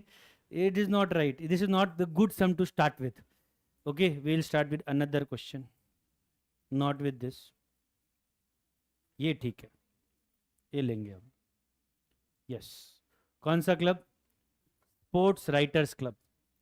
जो लोग स्पोर्ट्स पे जर्नलिस्ट हैं, जो स्पोर्ट्स पे कॉलम लिखते हैं, आर्टिकल लिखते हैं, उनका club.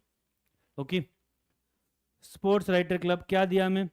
Receipt and payment, opening balances, cash and bank सब combine, closing balance cash and bank combine, ठीक है।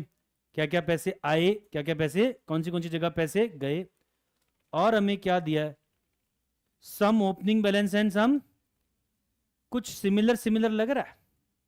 ऐसा और कौन से चैप्टर में था जहां कैश ट्रांजेक्शन दिए होते थे, जहां सम ओपनिंग बैलेंस एंड जहां सम एडजस्टमेंट्स दिए होते थे? यस और नो? क्या बनाते थे? Trading panel, balance sheet, balance sheet. यहां पे भी वही बना रहे, income and expenditure, balance sheet, balance sheet. As I told you, this chapter is now going to be simpler. Is it okay? Right. तो फॉर्मेट बनाएंगे अब आंसर में। सबसे पहले पहले पेज पे income and expenditure, first page क्या बनेगा? Income and expenditure account. NPOs में ना ट्रेडिंग अकाउंट सिर्फ तभी बनेगा जब क्वेश्चन में कुछ ऐसी जानकारी दी हो कि वो लोग ट्रेडिंग करते हैं। फॉर एग्जाम्पल, अवध यूटोपिया के अंदर there are so many restaurants, right. 5th floor पे अलग है, 3rd फ्लोर पे अलग है, ग्राउंड फ्लोर पे अलग है, 6th फ्लोर पे तो 3-3 है, राइट। उन सब का तो ट्रेडिंग हो रहा है ना, वहां तो ओपनिंग स्टॉक है, परचेज है, सेल है, क्लोजिंग स्टॉक है। तो अगर हम अवध यूटोपिया का फाइनल अकाउंट्स बनाएंगे तो उसमें बनेगा ट्रेडिंग अकाउंट। बाकी नॉर्मल एनपीओस के अंदर ट्रेडिंग अकाउंट नहीं बनता, क्योंकि वो लोग कोई चीज में ट्रेड करते ही नहीं। यस और नो? शगुन विला में कोई दुकान खोली हुई इन्होंने, कुछ सामान बेच रहे वो लोग, सुबह सुबह नारियल पानी बेच रहे, बोले सेक्रेटरी साहब खड़े होके, सचिव जी, राइट, 202 वाले अंकल आए, बोले जरा एक मलाई वाला देना, right. So that is not happening, right. तो जहां पे कोई ट्रेडिंग एक्टिविटी हो ही नहीं रही है, तो वहां ट्रेडिंग अकाउंट का करेंगे क्या? Therefore there is only direct P&L. Direct क्या होता है? पीएनएल। समझे बात? ओके।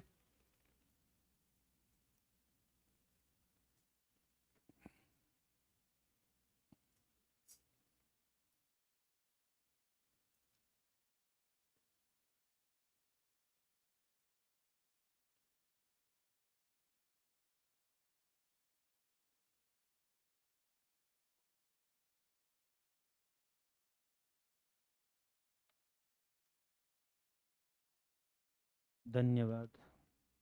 नहीं, कुछ और लाए हो इधर?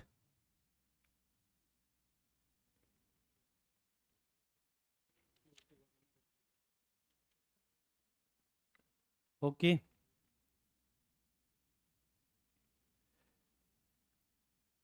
अभी देखो, आप लोगों का फाउंडेशन का बैच चल रहा है ना, वैसे ही फाउंडेशन May 26 का बैच चल रहा है,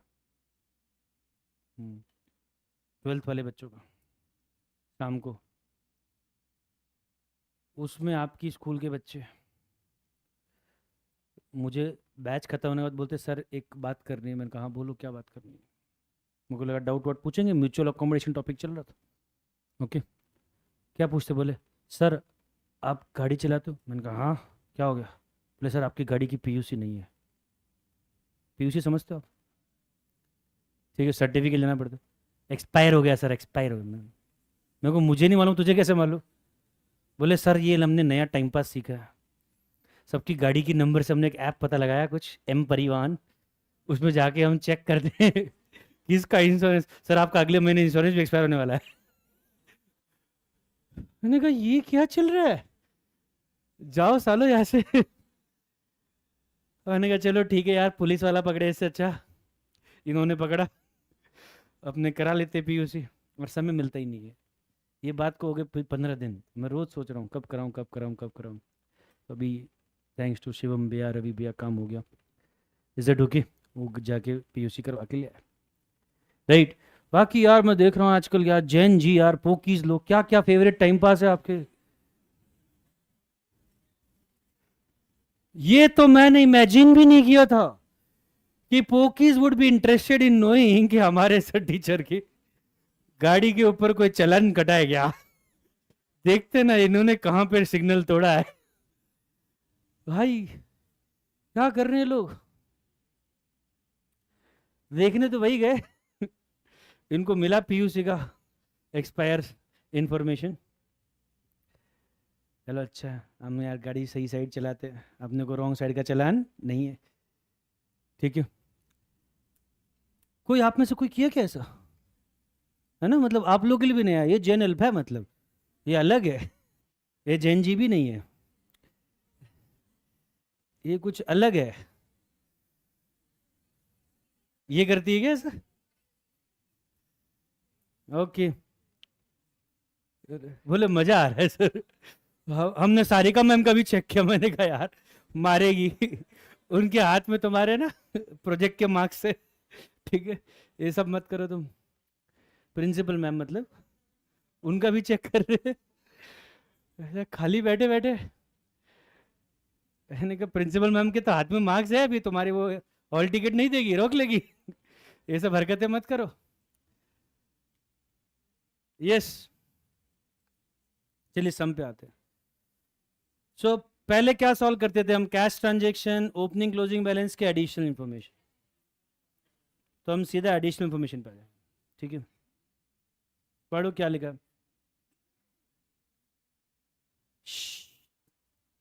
शांत रहें, राइट। डेप्रिसिएशन चार्ज करना है। क्या चार्ज करना है? पढ़ लिया आपने?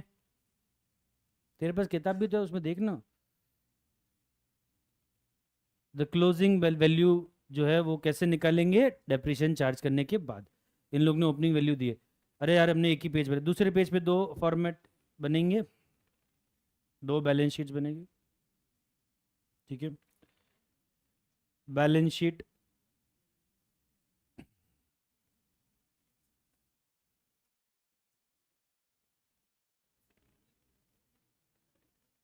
Okay, and another balance sheet, ठीक है। ठीक है, ओ भाई साहब बातें नहीं,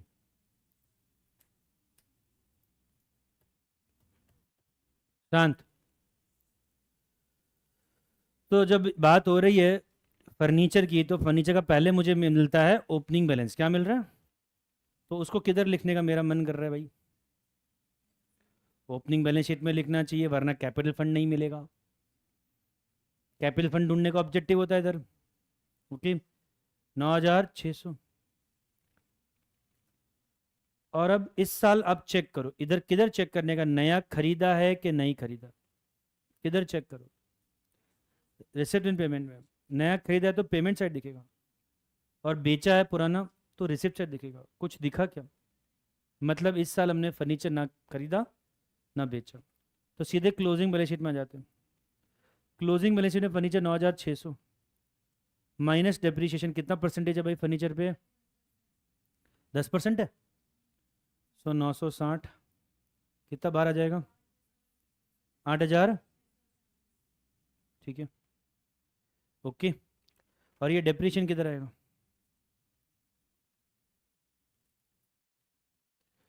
ऐसे ही आपको दो बार और करना।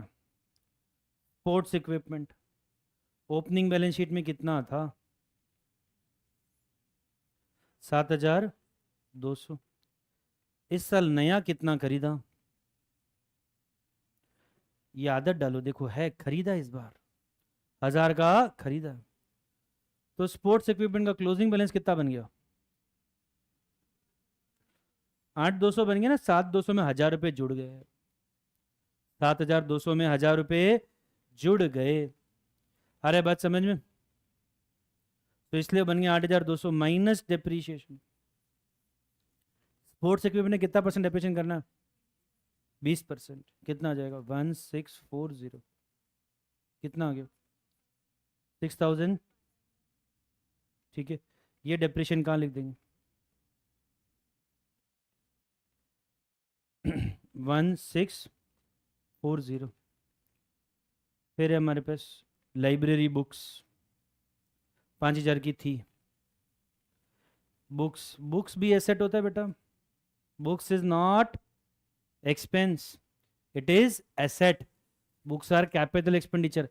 Magazines are expense. Magazines, periodicals, newspapers, they are expense. Books are asset. ठीक है। कितने की बुक्स थी? राइट, इस बार कितने की खरीदी?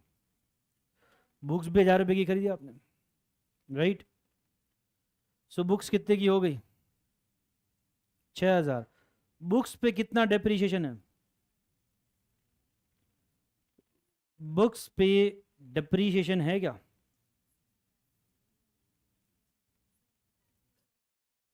अरे at the end of the year value दी हुई है, मतलब डेप्री है। जो 6,000 का होना चाहिए eight the end of the year कितने का हो गया? जो 6,000 का होना चाहिए eight the end of the year उसकी वैल्यू है 5,250। ये इनडायरेक्ट वे में आपको क्या दिया है? डेप्रीशिएशन ही दिया, राइट। समझ आया सबको?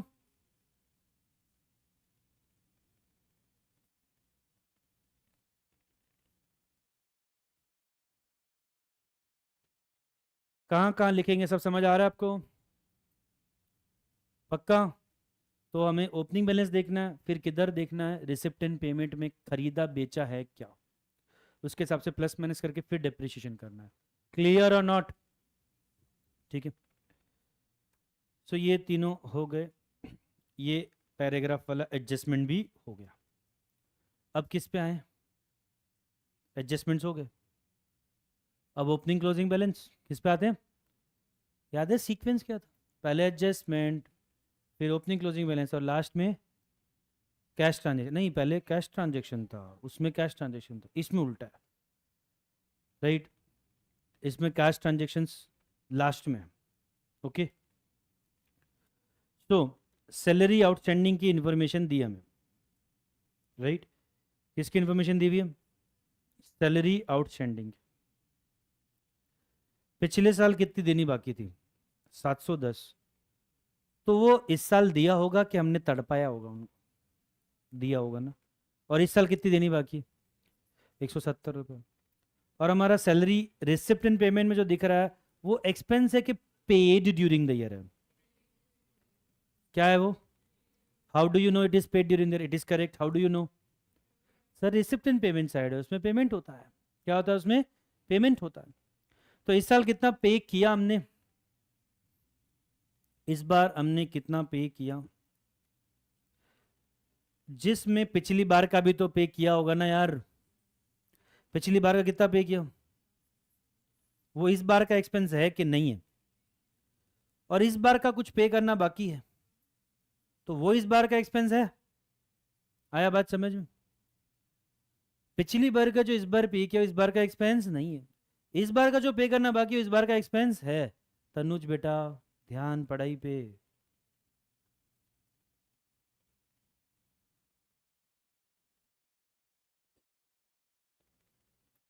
कितना बाहर आएगा?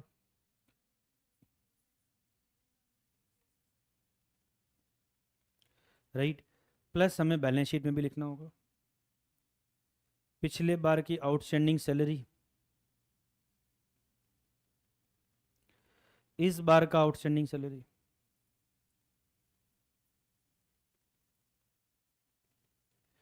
यस और नो? गड़बड़ मत कर देना, उल्टा मत लिख देना, स्वाप मत कर देना, राइट? ध्यान रखना। तो ये सैलरी वाला पॉइंट हो गया, राइट है? फिर आता है outstanding rent and electricity. Same point, एकदम सेम तरीके से करना। रेंट एंड इलेक्ट्रिसिटी पेड कितना? 7,220। पिछले साल का 864 भी पेड है, वो इस बार का एक्सपेंस नहीं है, तो वो माइनस होगा। इस बार का 973 पे करना बाकी है, वो ऐड होगा। ठीक है। Rent and electricity, rent and electricity minus outstanding of previous year plus outstanding of current year.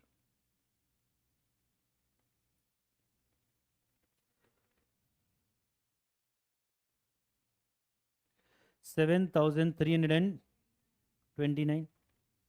और आउटस्टैंडिंग इलेक्ट्रिसिटी करंट ईयर में कितनी? 973। और आउटस्टैंडिंग इलेक्ट्रिसिटी लास्ट ईयर कितनी थी? 864। और फिर से एक और बार प्रैक्टिस कीजिए सेम चीज की। Outstanding manager magazines and newspapers.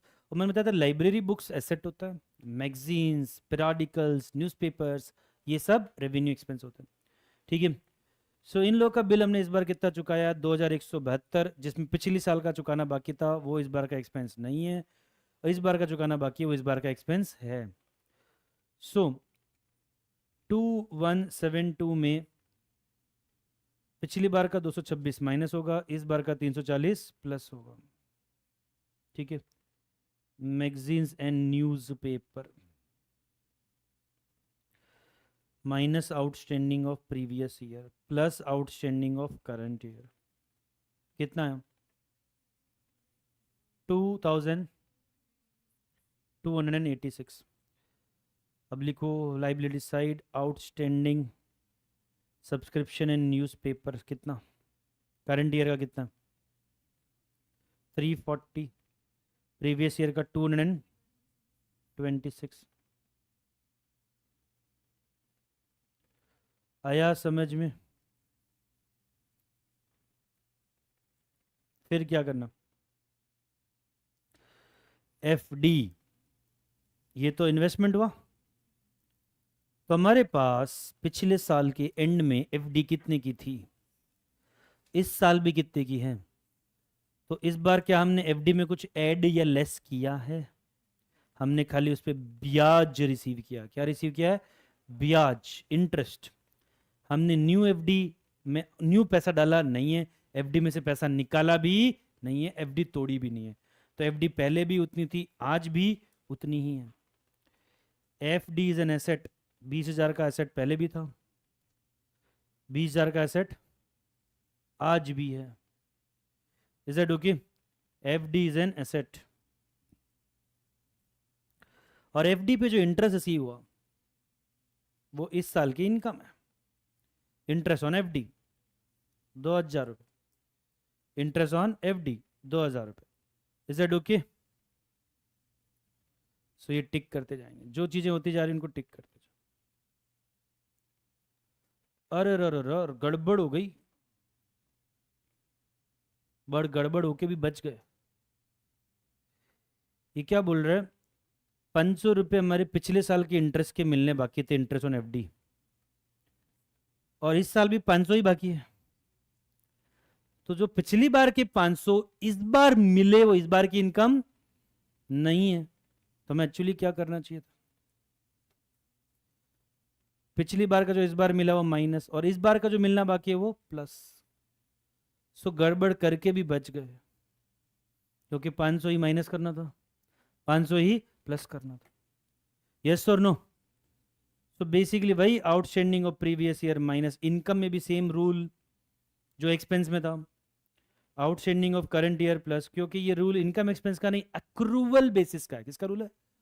इस साल की इनकम जोड़ी जाएगी, इस साल का एक्सपेंस भी जोड़ा जाएगा, इस साल का पिछले साल का एक्सपेंस माइनस किया जाएगा, पिछले साल की इनकम माइनस की जाएगी। Is that okay? Accrual basis क्या बोलता है? इस साल की इनकम हमें गिननी है। क्या गिननी है? इस साल की। इस साल मिली वो नहीं गिननी, अगर पिछले साल की इस बार मिली तो इस बार की नहीं है, माइनस करो। Is that okay? इस बार की मिलनी बाकी तो क्या हो गया है, तो इस बार की तो प्लस करो। आया बात समझ में? अक्रूवल बेसिस क्या बोलता, राइट? तो हमें ऐसा करके प्रेजेंटेशन देना चाहिए। बच गए हम, 2,000 का 2,000 ही रहा। एसेट साइड दिखाओ। अक्रूड इंटरेस्ट इस साल भी 500, लास्ट ईयर भी accrued interest 500। Is it okay? अब ये हमारी गलती क्यों हुई और उससे सबक क्या लेना अपने को? एक बार ओवरव्यू लेना चाहिए। क्या लेना चाहिए? तो कि पता हो कि कौन से पॉइंट्स कनेक्टेड है। तो इंडिपेंडेंटली नहीं, इसको साथ में सॉल्व करना था, इसको हमें साथ में सॉल्व करना था। Is that okay? तो हमें क्वेश्चन का पहले क्या करना चाहिए? सॉल्व करने से पहले ओवर व्यू लेना चाहिए। समझ आ रहा है बात? दैट इज द लेसन जो हम जानते पर हमारा यहाँ भूल गए अप्लाई करना। ओके, अब मेंबर लोगों से कितने रुपए मिलने बाकी थे? 1263। इस बार कितने मिलने बाकी है? 1575। टोटल मेंबर लोगों से अपने को कितना मिला है? 28,600। यस और नो? तो ये हमारी इनकम है, मेन इनकम होती है सब्सक्रिप्शन। एनपीओ की मेन इनकम होती है सब्सक्रिप्शन। मेंबर लोगों से टोटल कितना मिला? 28,600। उसमें से कितना पिछले साल का मिला होगा? फिर से same rule, outstanding of previous year minus outstanding of current year plus, सब कुछ same. 1,263 minus 1,575 plus 28,912। Same rule पूरा, मतलब 5 बार उन्होंने हमको रूल रिवाइज करवा दिया। पिछले साल का आउटस्टैंडिंग माइनस इस बार का आउटस्टैंडिंग प्लस, चाहे वो एक्सपेंस हो चाहे वो इनकम। ठीक है, बैलेंस शीट में एसेट साइड दिखाएंगे। सब्सक्रिप्शन रिसीवेबल कितना है इस बार का? 1575। पिछली बार कितना रिसीवेबल था? सब्सक्रिप्शन रिसीवेबल कितना था? 1,263। Is it okay? तो पिछली बार का एसेट था वो, जो पिछली बार मिलना बाकी था, जो इस बार मिलना बाकी इस बार का एसेट है। क्या आपको ये पॉइंट समझ में आए सबको? लॉजिकली प्रीपेड एक्सपेंस, इसमें क्या होता है? पिछले साल पे किया था इस साल के लिए, इस साल पे किया है नेक्स्ट ईयर के लिए। तो जो इस साल पे किया नेक्स्ट ईयर के लिए वो नेक्स्ट ईयर का एक्सपेंस है, इस बार का एक्सपेंस। और जो पिछली बार पे किया था करंट ईयर के लिए, पिछली बार का नहीं, वो इस बार का एक्सपेंस है। तो प्रीपेड में उल्टा होता है बेटा। आउटस्टैंडिंग में क्या कर रहे थे? कौन से ईयर का माइनस कर रहे थे? पिछले साल। कौन सा प्लस कर रहे थे? प्रीपेड में उल्टा होएगा। प्रीपेड लिखे, पहले एक्सपेंस लिखो कितना। एक्सपेंस कहां दिखेगा? पेमेंट साइड दिखेगा। Sundry expense, right? 10,278 inner column में, अब आप समझे मैंने इनर कॉलम क्यों बनाया था, कितना कुछ आ रहा है इसमें, राइट। तो इसमें क्या करना है अपने को, माइनस करना है, क्या माइनस करना है, जो इस बार का खर्चा नहीं है, बताओ तो कौन सा, प्रीपेड इन करंट ईयर या प्रीवियस ईयर, प्रीपेड इन करंट ईयर, वो इस बार का एक्सपेंस नहीं है। और कौन सा प्लस करेंगे, prepaid in previous year, because it relates to current year, it relates to पिछले साल जो दिया था वो इस साल का खर्चा है तो इस साल में ऐड होगा। यस और नो। सो भाई बताइए करंट ईयर का प्रीपेड कितना है, हाँ जी 620 माइनस, और पिछले साल का प्रीपेड कितना, 717, 417। तो बताओ क्या आया, ये आया। और बैलेंस शीट में एसेट साइड लिखना, प्रीपेड एक्सपेंस ईयर के एंड में कितना है, ईयर के एंड में, ईयर की बिगनिंग में कितना था,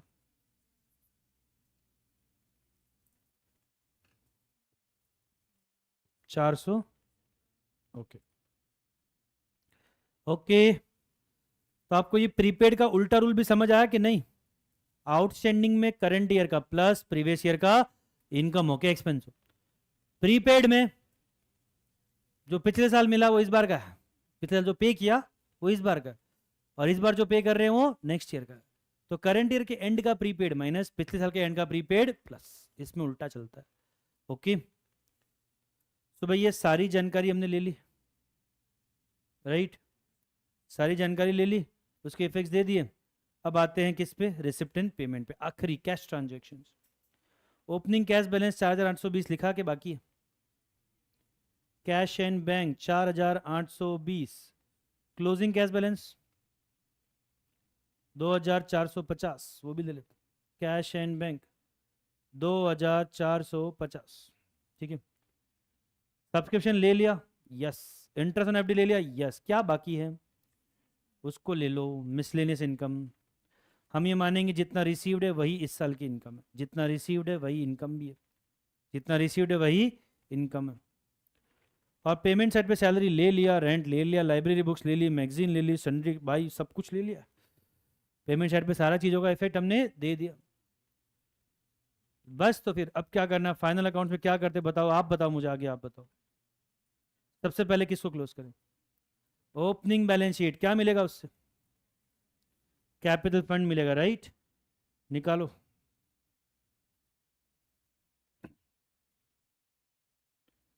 capital fund is the balancing figure, how much, 47,000 round figure, and what was the total, 48,800।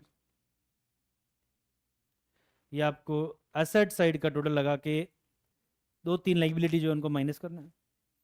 Okay, मिल गया कैपिटल फंड। इसको किधर लिखेंगे भाई, क्लोजिंग बैलेंस शीट में, लाइबिलिटी साइड, कैपिटल फंड कहाँ से आया, वर्किंग नोट नंबर 1 से आया, कितना है 47,000, इज दैट ओके। अब क्या करना है, income and expenditure account, profit and loss कह सकते हैं उसको। इनकम साइड ज़्यादा है कि एक्सपेंस साइड ज़्यादा है, इस बार एक्सपेंस साइड ज़्यादा नज़र आ रही है मेरे को, राइट। ये स्पोर्ट्स राइटर साले काम कम करते खर्च ज़्यादा करते, राइट। कितना है टोटल, 34,500, उसमें से इनकम्स माइनस कर दो 2,888, क्या बोलेंगे इसे, डेफिशिट, डेफिशिट ये कैपिटल फंड में से प्लस होगा कि माइनस होगा, deficit is loss, loss minus होता है, 2,888 कितना बचा, 44,112, राइट। अब बैलेंस शीट को टैली कर दीजिए। मुझे लग रहा है यार सब चीज़ें थोड़ी बड़ी बनानी चाहिए थी, सब चीज़ छोटी छोटी रह गई, थोड़ा साइज बड़ा रखना चाहिए था। 45,595, 45,000, मतलब मैं तो मान रहा हूँ क्या आ गया, देखो अब आया नहीं आया, आया नहीं आया, ईयर एंड में है ये एज ऑन 31st March 2022 और ये है एज ऑन 31st March 2021। ठीक है। Sports writers club 21-22 year. ये आपका आंसर। देखो ये तो इनकम्प्लीट रिकॉर्ड से भी अच्छा है। उसमें तो बहुत बनाने पड़ते हैं, डेटर अकाउंट, क्रिएटर अकाउंट, और क्लोज करने का भी सोचना पड़ता है किधर से क्लोज करें, राइट। ये इजी वर्जन है उसका, इसीलिए मैंने आप लोगों को सलाह भी दी थी कि उसको लास्ट के लिए रखो, पहले बाकी पूरा सिलेबस होने दो। Is that okay? तुम लोग को बीच बीच में इनकम्प्लीट रिकॉर्ड कर लेंगे बाद में, और ये करने के बाद वो स्ट्रांग अपने आप हो जाएगा। ओके, एक्रूवल बेसिस ही है यहाँ पे भी वहाँ पे भी, अक्रूवल बेसिस। आ रहा है बात समझ में? Now this question roughly carries 10 marks, sometimes 12 marks in exam. This was an exam oriented question. Is that okay? Everybody clear? देखा, जब पढ़ने का मन हो तो 1 और 1 11 कैसे होता है। We have done 3 full questions with the entire explanation of the concept of the chapter. Yes or no? And still we have time. 15 minute और, एक सम और करेंगे। Is that okay? Even though we started little late. Okay. So that is the power of focus learning together. हम भी सिखाना चाह रहे हैं, आप भी सीखना चाह रहे हो। ठीक है, चलिए फिर एक और आरे क्यों किया जाए, क्या करते हैं, उससे मजा आता है ना।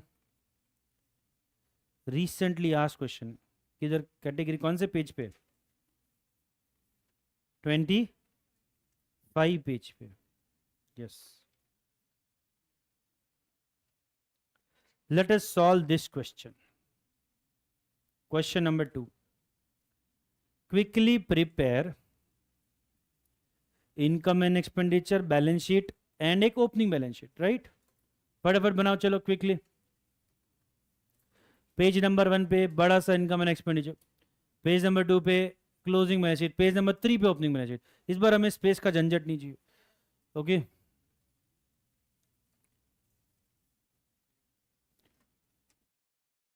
पूरा पेज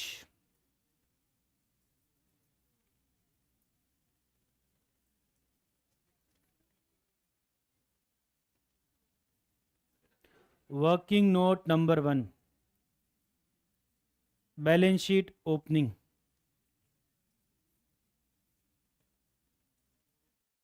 ठीक है, सेकेंड पेज पे बैलेंस शीट क्लोजिंग, आंसर का मेन पार्ट है ये।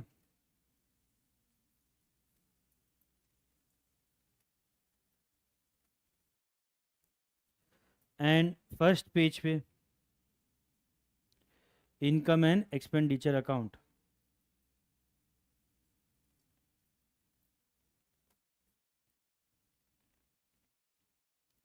Income and expenditure account.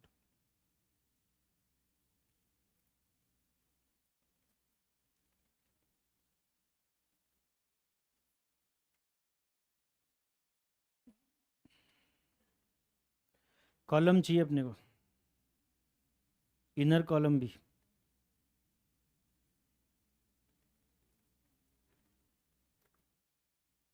Right, format ready. Delhi club, ओहो ये अच्छा नाम है भाई, दिल्ली क्लब। ईयर 22-23। ठीक है,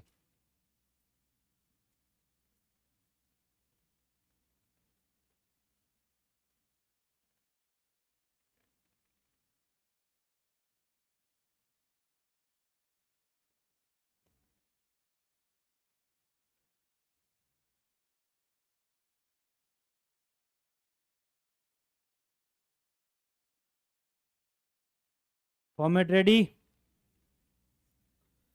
सबसे पहला,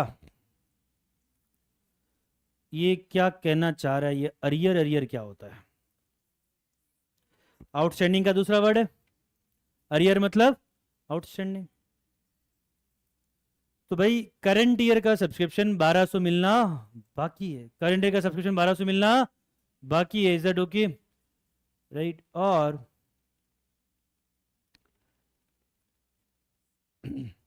एनआरआई अनिल कुमार, जिनको बोलते हैं कि देश में आके रह लो, बोले नहीं हम परदेश में ही रहेंगे। Right.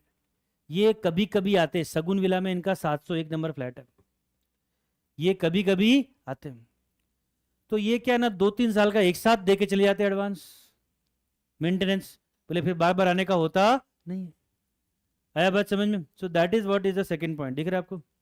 Subscription received in advance कब मिला? 2023 में। कौन से ईयर के लिए मिला? 2024 के लिए। तो होगा 2023 की इनकम है कि नहीं है? नहीं है। क्या करेंगे? माइनस। ठीक है, सो इधर आ जाइए इनकम साइड पे, लिखिए सब्सक्रिप्शन। रिसिप्ट साइड में जाओ और देखो कितना मिला इस बार पूरा, 10,000। टोटल सभी फ्लैट मालिकों से कितना मिला? 10,000। ये वाले से भी 10,000 मिला, पर ये वाला तो 550 एडवांस देके गया। क्या देके गया? 550 नेक्स्ट ईयर का। तो वो इस बार का इनकम है कि नहीं है? तो क्या करेंगे? तो advance received in current year for next year, advance received in current year for next year कितना? 550। वो इस बार का इनकम नहीं है, माइनस करने का। ओके। और इस बार का आउटस्टैंडिंग प्लस करने का, एरियर मतलब outstanding, outstanding of current year वो प्लस करने का। कितना? 1200। 10,650 की हमारी इनकम थी, राइट, जिसमें से 1200 मिलने बाकी हैं और 550 हमें नेक्स्ट ईयर के इस बार मिल गए थे। आया बात समझ में? क्या हो रहा है यहाँ पे? लॉजिक समझ आ रहा है? राइट। नाउ बैलेंस शीट में ये किधर आएगा बताओ? सब्सक्रिप्शन जो मिलना बाकी, रिसीवेबल वो एसेट हो गया, कितना मिलना बाकी? 1200। और जो एडवांस मिल गया लेकिन हमें अभी तक सर्विस नहीं दी, वो लाइबिलिटी है। एडवांस मिल गया पर सर्विस नहीं दी, वो क्या है? लाइबिलिटी। सो सब्सक्रिप्शन रिसीवेबल 1200 रुपये एसेट साइड आया, एडवांस सब्सक्रिप्शन, समझ रहे बात? Advance income received is liability, advance income received is liability, और इनकम रिसीवेबल इज एसेट। मिलनी बाकी, कमा ली पर मिलनी, तो कमा ली पर मिलनी बाकी 1200, और मिल गई पर अगर हमें तक कमानी बाकी वो 550। आया बात समझ में? आया कि नहीं? राइट। सो ये हमने इनकम साइड लिख दी चीज़ें, ये हमने एसेट में लिख दिया। ओपनिंग बैलेंस शीट में कुछ नहीं आएगा, ओपनिंग बैलेंस शीट में कुछ नहीं है। इसके बाद नेक्स्ट पॉइंट क्या? इंश्योरेंस प्रीमियम 80 रुपये पे करना बाकी है। तो चलो कितना पे कर दिया? पेमेंट साइड देखो, 300 पे कर दिया, फिर भी 80 रुपये पे करना बाकी है। तो बताओ आशिका कितना खर्चा है? बैठे बैठे खो जाती है, पूछ रही है किधर क्या सर क्या करवा रही है। छोड़, ध्यान दे। अब कितना पेड है? इंश्योरेंस कितना पेड है? 300। उसमें से बाकी कितना पे करना? तो खर्चा कितना हुआ? 380 रुपये खर्चा हुआ, राइट। और ये जो पे करना बाकी किस तरफ आएगा? लाइबिलिटी साइड आएगा, यस और नो? यहाँ पे कुछ स्टूडेंट्स हाथ पे हाथ धर के बैठे हैं, हाथ पे हाथ धरा उन्होंने, उस हाथ पे मुंह भी धर दिया है। ठीक है, पहले करने दे सर का, करने दे, हम ऑब्जर्व करते, लेट्स सी सर सही कर रहे हैं क्या। आप भी सॉल्व करो भाई, चश्मा नहीं लाया तो आगे आके बैठो। ओके, हाँ जी, गलत लिखा है, आउटस्टैंडिंग आएगा यहाँ पे इंश्योरेंस। क्या आएगा? ये सब बच्चों को डांटने के चक्कर में गड़बड़ कर देता हूँ। Outstanding insurance, right. फिर मिसलेनियस एक्सपेंस प्रीपेड, अभी सीखा था प्रीपेड के बारे में, क्या सीखा? इस बार एडवांस में पे किया, इस बार का खर्चा नहीं तो नेक्स्ट ईयर का, कब का है? नेक्स्ट ईयर का, इस बार का खर्चा नहीं है, तो क्या करना है? माइनस करना है। मिसलेनियस कितना पेड है? 500, जिसमें से 90 नेक्स्ट ईयर का, 90 इस बार का खर्चा कितना हुआ? Miscellaneous expense 500 minus prepaid eight the end of current year. Eight the end of current year कितना? 90। तो खर्चा कितना हुआ? और ये जो प्रीपेड है बैलेंस शीट में से चढ़ाएगा। प्रीपेड मिसलेनियस एक्सपेंस एसेट है वो, पैसे दे दिए, सामने वाले से काम करवाना बाकी, सामने वाले से काम कराना बाकी। Is it okay? ओके, क्या ये फाइनल अकाउंट जैसा लग रहा है सब कुछ? राइट। अब ये कैपिटलाइज वाला दूसरी बार आ गया हमारा।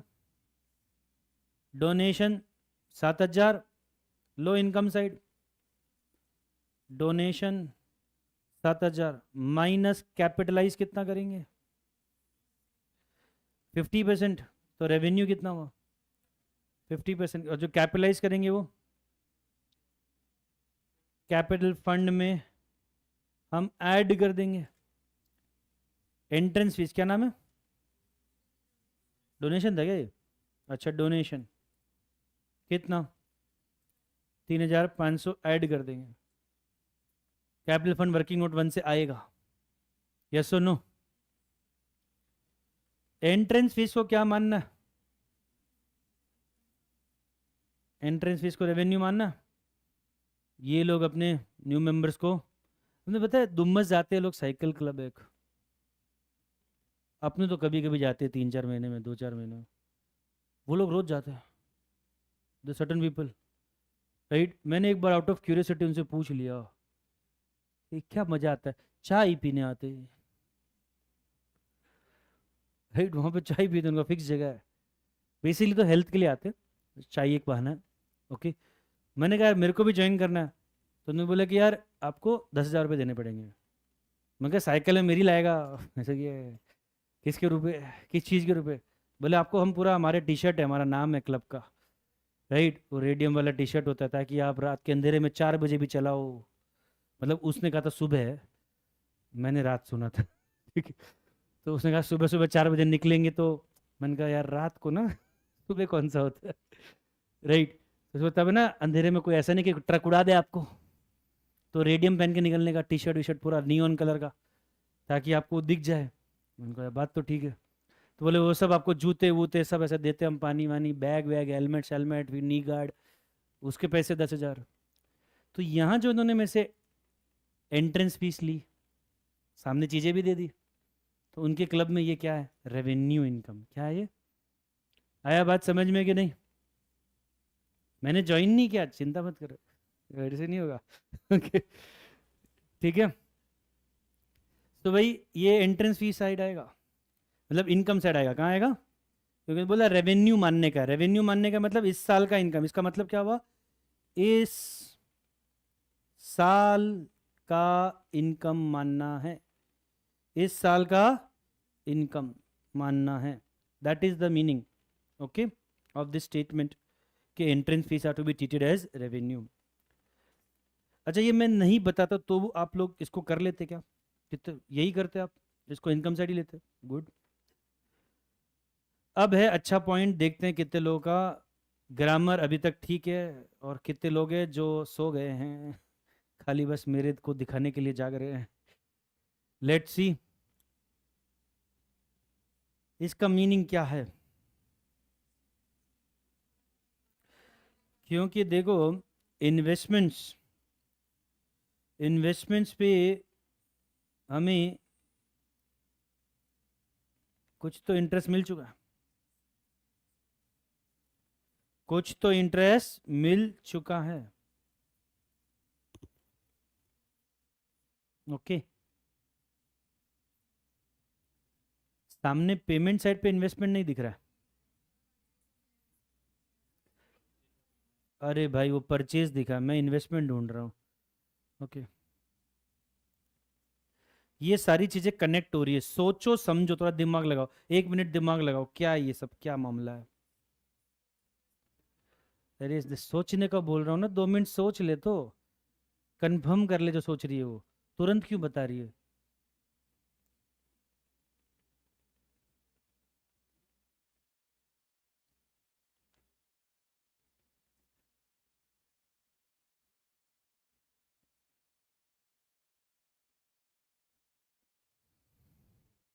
सोच लिया, मेरे सवाल का जवाब दोगे? क्या ये इन्वेस्टमेंट हमने पहले से खरीद रखे थे कि इस साल खरीदे? इस साल बिगनिंग में खरीदे कि बीच में कभी खरीदे? बीच में खरीदे। कब खरीदे? बीच में। देखो आप गिनो, 6,000 का 8% कितना होता है? 6,000 का 8% कितना होता है? अरे 5 महीने का कितना होता है? 5 महीने का 200, तो 100 कितने महीने का? 2.5 महीने का। मतलब 7.5 महीने का ब्याज का कमाई हो रहा है। मतलब 4.5 महीने के बाद खरीदे थे। कब खरीदे थे? 4.5 महीने का। आजादी के दिन 15 अगस्त को खरीदे इन्होंने। गिनो 15 अगस्त से कितने महीने होते? गिन लो। आधा अगस्त, सितंबर पूरा, बाकी 6 महीने, तो कितने हुए? 7.5 महीने। 7.5 महीने का ब्याज गिनो कितना होता? 6,000 पे 8% फॉर 7.5 महीने, 300। 300 में से 100 मिल गया, 200 मिलना। क्या आपने इतना डिटेल में एनालाइज कर लिया था? हाँ बोल रहे हैं। डेट ऑफ परचेज पता चल गई थी आपको? जरूरत नहीं, अलग बात है, लेकिन आपने एनालाइज किया नहीं किया वो तो देखना पड़ेगा ना। समझे बात? तो आपको देखने का 6,000 रुपए के ऊपर 8% के हिसाब से 5 महीने का ब्याज होता कितना? तो 6,000 रुपए की इन्वेस्टमेंट पे 8% के हिसाब से 5 महीने का ब्याज कितना होता है? 200 रुपये। 200 रुपये मिलने बाकी। अब वो 200 मिलने, 200 रुपये 5 महीने के, और 100 रुपये मिल चुके हैं। 100 रुपये मिल चुके हैं, तो 100 रुपये कितने महीने के हुए? 2.5 महीने के। तो 7.5 महीने की कमाई हो रही है, बाकी 4.5 महीने की कमाई क्यों नहीं हो रही है? क्योंकि ये इन्वेस्टमेंट पहले से हमारे पास, ये हमने 4.5 महीने के बाद ही, ये सब सोचना पड़ता है भाई, तुक्कम तुक्के में काम नहीं चलता है। इज इट ओके कि नहीं? और जब 4.5 महीने खत्म हो जाते अप्रैल के बाद, तो तारीख कौन सी आती है? 15 अगस्त, आजादी दिवस। यस और नो? राइट, यस और नो? ठीक है। अब इसका इफेक्ट बहुत सिंपल है बेटा। इन्वेस्टमेंट क्या हमारे पास लास्ट ईयर थी? लास्ट ईयर नहीं थी। इस बार है कितने की है? राइट। और हमारी कमाई, इंटरेस्ट ऑन इन्वेस्टमेंट 100 रुपये मिल चुके। कितना मिलना बाकी? 200। 5 महीने का 200, 5 महीने का 200, तो कितना हमारा कमाई है? 300 का कमाई है। और जो 200 मिलने बाकी वो एसेट साइड पे भी आएंगे। अक्रूड इंटरेस्ट, क्या चीज? Accrued interest. समझ आया? वापस बताऊं? वापस बताऊं एक बार? देखो नीचे बोला 5 महीने का ब्याज मिलना बाकी है, इन्वेस्टमेंट ढूंढो। किधर है इन्वेस्टमेंट? तो पेमेंट साइड मिला इन्वेस्टमेंट 6,000 का।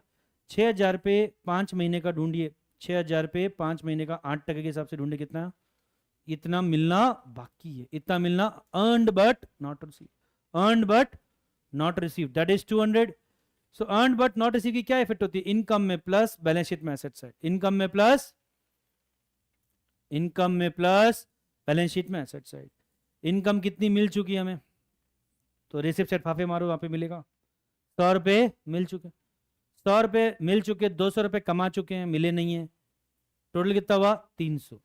300 का कमाई, ठीक है, और 200 मिलने बाकी। 200 मिलने बाकी। Is that okay? Is that okay? Yes और नो? राइट। मस्त पॉइंट था ये। वैसे इतना भी मस्त नहीं है, बहुत सिंपल ही है, बट कुछ लोगों को ये बहुत मस्त लगेगा, इसलिए आप ऐसे तारे लगा लो भाई।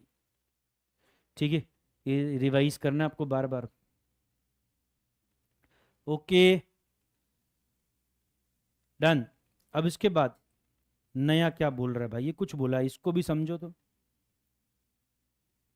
बिलियर्ड्स टेबल होती है, वो पूल टेबल होती है ना, वो कैरम खेलते बड़ी सी टेबल पे डंडी से, ऐसे ढोकी, ऐसे ऐसे हाथ से नहीं खेलते, ठीक है, डंडी से खेलते। स्ट्राइकर होता है गोल, ब्लू कलर, वाइट कलर की बॉल, ऐसे ढोके, और बाकी अलग अलग कलर की गेंदे होती है, उन्हें मारना होता है, ऐसे ढोके। कैरम बोर्ड बड़ा version, that is called billiards, क्या बोलते हैं उसे, pool table, pocket pool table, ऐसा अलग अलग नाम है उसके। इसे डुकी, राइट, समझ आ।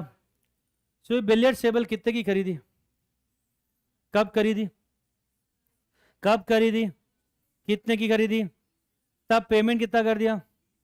इसका मतलब क्या हुआ, लास्ट ईयर की बैलेंस शीट में आना चाहिए आउटस्टैंडिंग ऑफ बिलियर्ड्स टेबल 10,000, और लास्ट ईयर की बैलेंस शीट में आनी चाहिए, क्योंकि लास्ट ईयर आपने एक टेबल खरीद ली थी 30,000 की, और उसका 10,000 देना बाकी था। यस और नो, लास्ट ईयर ही खरीद ली थी 30 की, 20 दिया, तो एसेट कितने का दिखेगा, 30 का दिखेगा ना, खरीद लिया आपने, मालिक बन गया आप। और 10,000 रुपये क्या दिखेगी, लाइबिलिटी, क्या दिखेगी। इस बार क्या हुआ देखो, इस बार बिलियर्ड्स टेबल का 10,000 जो लाइबिलिटी था ना, वो पे कर दिया, नया नहीं खरीदा, नया टेबल नहीं खरीदा। देखो पिछली बार का 30 में से 20 पेड था, कितना बाकी था, वो इस बार पे किया, समझ रहे बात। Is that okay. ऐसा देखने से क्या लगता है कि नहीं खरीद ली बिलियर्ड्स टेबल, और खरीद ली, कैरम बोर्ड खेलने में मजा आ रहा है, ऐसा नहीं है, समझ आ बात, राइट। पुराने लाइबिलिटी पे किया, पुराना, तो बैलेंस शीट में अब लाइबिलिटी कितने की आएगी, आउटस्टैंडिंग ऑफ बिलियर्ड्स टेबल कितने की आएगी, अब क्यों आएगी, पे कर दिया, 10,000 की लाइबिलिटी थी, पे कर दिया, तो अब कितना आएगा, 0, समझे। आप उसको 10,000 जोड़ मत देना, पता चला बिलियर्ड्स टेबल में 30 + 10 40 लिख दिया, टेबल अभी भी 30,000 की, टेबल अभी भी 30,000 की, ओके। और ये टेबल पे हमने ऐसी केमिकल लगाई है ना कि डेप्रिशिएट तो होती नहीं है, ये क्वेश्चन में बोला नहीं, तो हम डेप्रिशिएशन कहाँ से करें, इज दैट ओके। सो हमने डेप्रिशिएशन नहीं किया क्योंकि क्वेश्चन में बोला नहीं है, ठीक है। हो गए सारे पॉइंट्स, अब इधर आ जाओ, क्या हुआ, पे ये वाला लास्ट ईयर क्या था, लास्ट ईयर में हो गया, ओके। इससे ये पता चला कि 10,000 की लाइबिलिटी थी, 10,000 की, वो ये पता चला, ओके। 30 - 20, चलिए अब किधर है भाई, ये सब किधर लिखूं मैं, ये बोलो। ओपनिंग बैलेंस शीट, क्या लिखने का, opening balance sheet, cash in bank, बताइए कितना कैश, कितना बैंक, 81,115,000, ओके। डोनेशन ले लिया कि बाकी है, सब्सक्रिप्शन ले लिया, एंट्रेंस फीस भी ले लिया था ना, वो भी ले लिया था भाई, लिखना बाकी रह गया भाई, लिखते लिखते रह गया, राइट। इंटरेस्ट और इन्वेस्टमेंट ले लिया, ये क्या सा इंटरेस्ट है, ये बैंक से मिला है, बैंक बैलेंस रखने की वजह, ये अलग इनकम है, interest on bank balance, interest on bank balance 400 रुपये अलग से कमाए हमने, ब्याज ही ब्याज। ये क्या है, sale of old newspaper, miscellaneous income, miscellaneous income, sale of old newspaper, कितना, 250 रुपये, ओके ओके। अब है ना इस चैप्टर की एक छोटी सी एक स्पेशल चीज आ रही है, ध्यान देना बेटा, sale of drama ticket, sale of, इन्होंने क्या किया, एक ड्रामा ऑर्गेनाइज किया, ड्रामा का खर्चा लगा 500 रुपये, और टिकटें बेच के पैसे आ गए 1250। तो जब ऐसा हो ना कि रिलेटेड चीज है, एक इधर रिसिप्ट साइड भी, एक इधर पेमेंट साइड पे, तो कैसे करने का इसको, साथ में दिखाने का, drama tickets 1250 minus drama expense. अब इसको अगर आप ऐसे दिखाते कि भाई इनकम साइड 1250, एक्सपेंस साइड 500, तो भी चलता, वो भी राइट है, इज इट ओके। बट ये लोग ज़्यादातर ऐसा प्रीफर करते हैं, इज इट ओके। तो इनकम में से एक्सपेंस माइनस करके दिखा दिया, ठीक है। फिर अगर एक्सपेंस साइड पे आओ, सैलरी की इफेक्ट दे दी कि बाकी है, बाकी है, रिपेयर बाकी है, राइट।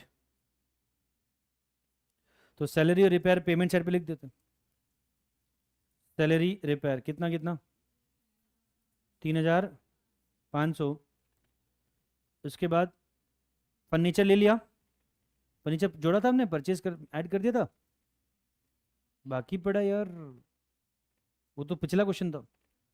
फर्नीचर, ओपनिंग फर्नीचर क्या है 0, हमने 7,000 का खरीदा, क्लोजिंग फर्नीचर कितना आ गया 7,000। Balance sheet, opening balance sheet में 0, क्लोजिंग बैलेंस शीट में 7,000। ठीक है, एक्सपेंसेस 500 ले लिया, मिसलेनियस ये रहा, मिसलेनियस एक्सपेंस 500। ठीक है, फिर परचेज ऑफ इन्वेस्टमेंट ले लिया, इन्वेस्टमेंट क्लोजिंग बैलेंस शीट में लिया नहीं लिया, इन्वेस्टमेंट ले लिया। फिर इंश्योरेंस प्रीमियम ले लिया, बिलियर्ड्स टेबल, ये लाइबिलिटी कम कर दी, लाइबिलिटी बिलियर्ड्स टेबल में जोड़ना नहीं, लाइबिलिटी कम करनी थी, वो कर दी। Paper and ink expense, expense में ले लेते हैं, पेपर एंड इंक 250 रुपये। ड्रामा एक्सपेंस ले लिया हमने, और ये closing balance, closing balance sheet में ले लेते हैं। कैश एंड बैंक कितना कितना है, और 11,050। ये सुनो, तो क्या हमने सारी चीजें ले ली, राइट, एडिशनल इंफॉर्मेशन ले लिया, कैश आइटम्स ले लिए। अब सबसे पहले क्या क्लोज करते, ओपनिंग बैलेंस शीट कितने का है टोटल 53,100। कैपिटल फंड कितने का आया, बैलेंसिंग फिगर 43,100, यहाँ लिख देते 43,100। अब इनकम साइड का टोटल, या कौन सा ज़्यादा आ रहा है, ज़्यादा इनकम साइड है, इस बार आया सरप्लस। क्या आया, सरप्लस। क्रेडिट साइड का टोटल कितना आ रहा है 17,350, 17,000 पक्का, बराबर है। अब सरप्लस कितना आया,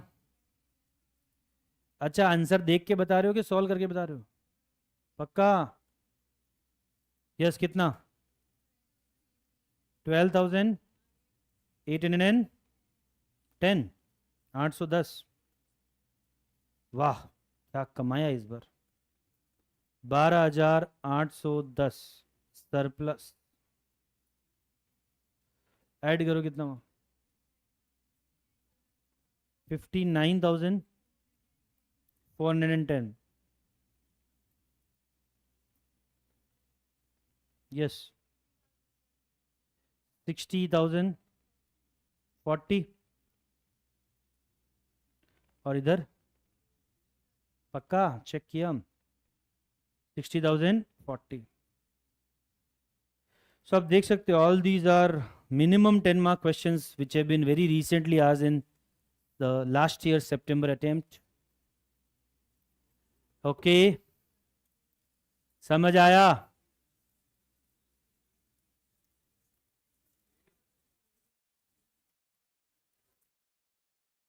इसमें बस थोड़ी थोड़ी नई चीजें होती है, drama ticket, drama expense, billiards table, बाकी तो फाइनल अकाउंट्स ही है, बाकी तो फाइनल अकाउंट्स ही है।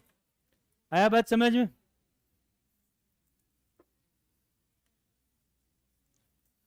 मजा पड़ी गई,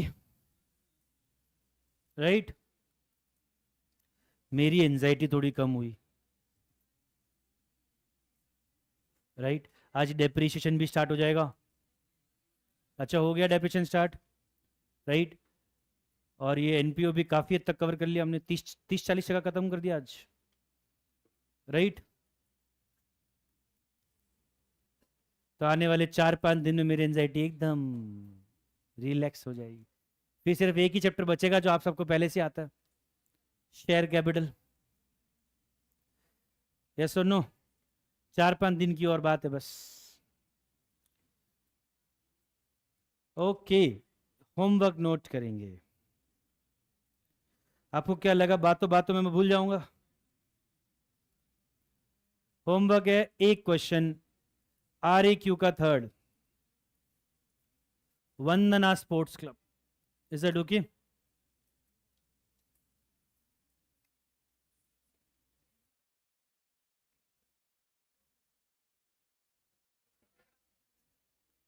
एक ही क्वेश्चन, प्लीज मेक श्योर घर जाके जो कराया उसको रिवाइज करो, फिर ये करो। पहले रिवाइज करोगे फिर ये करोगे, नया चैप्टर है भाई साहब। ओके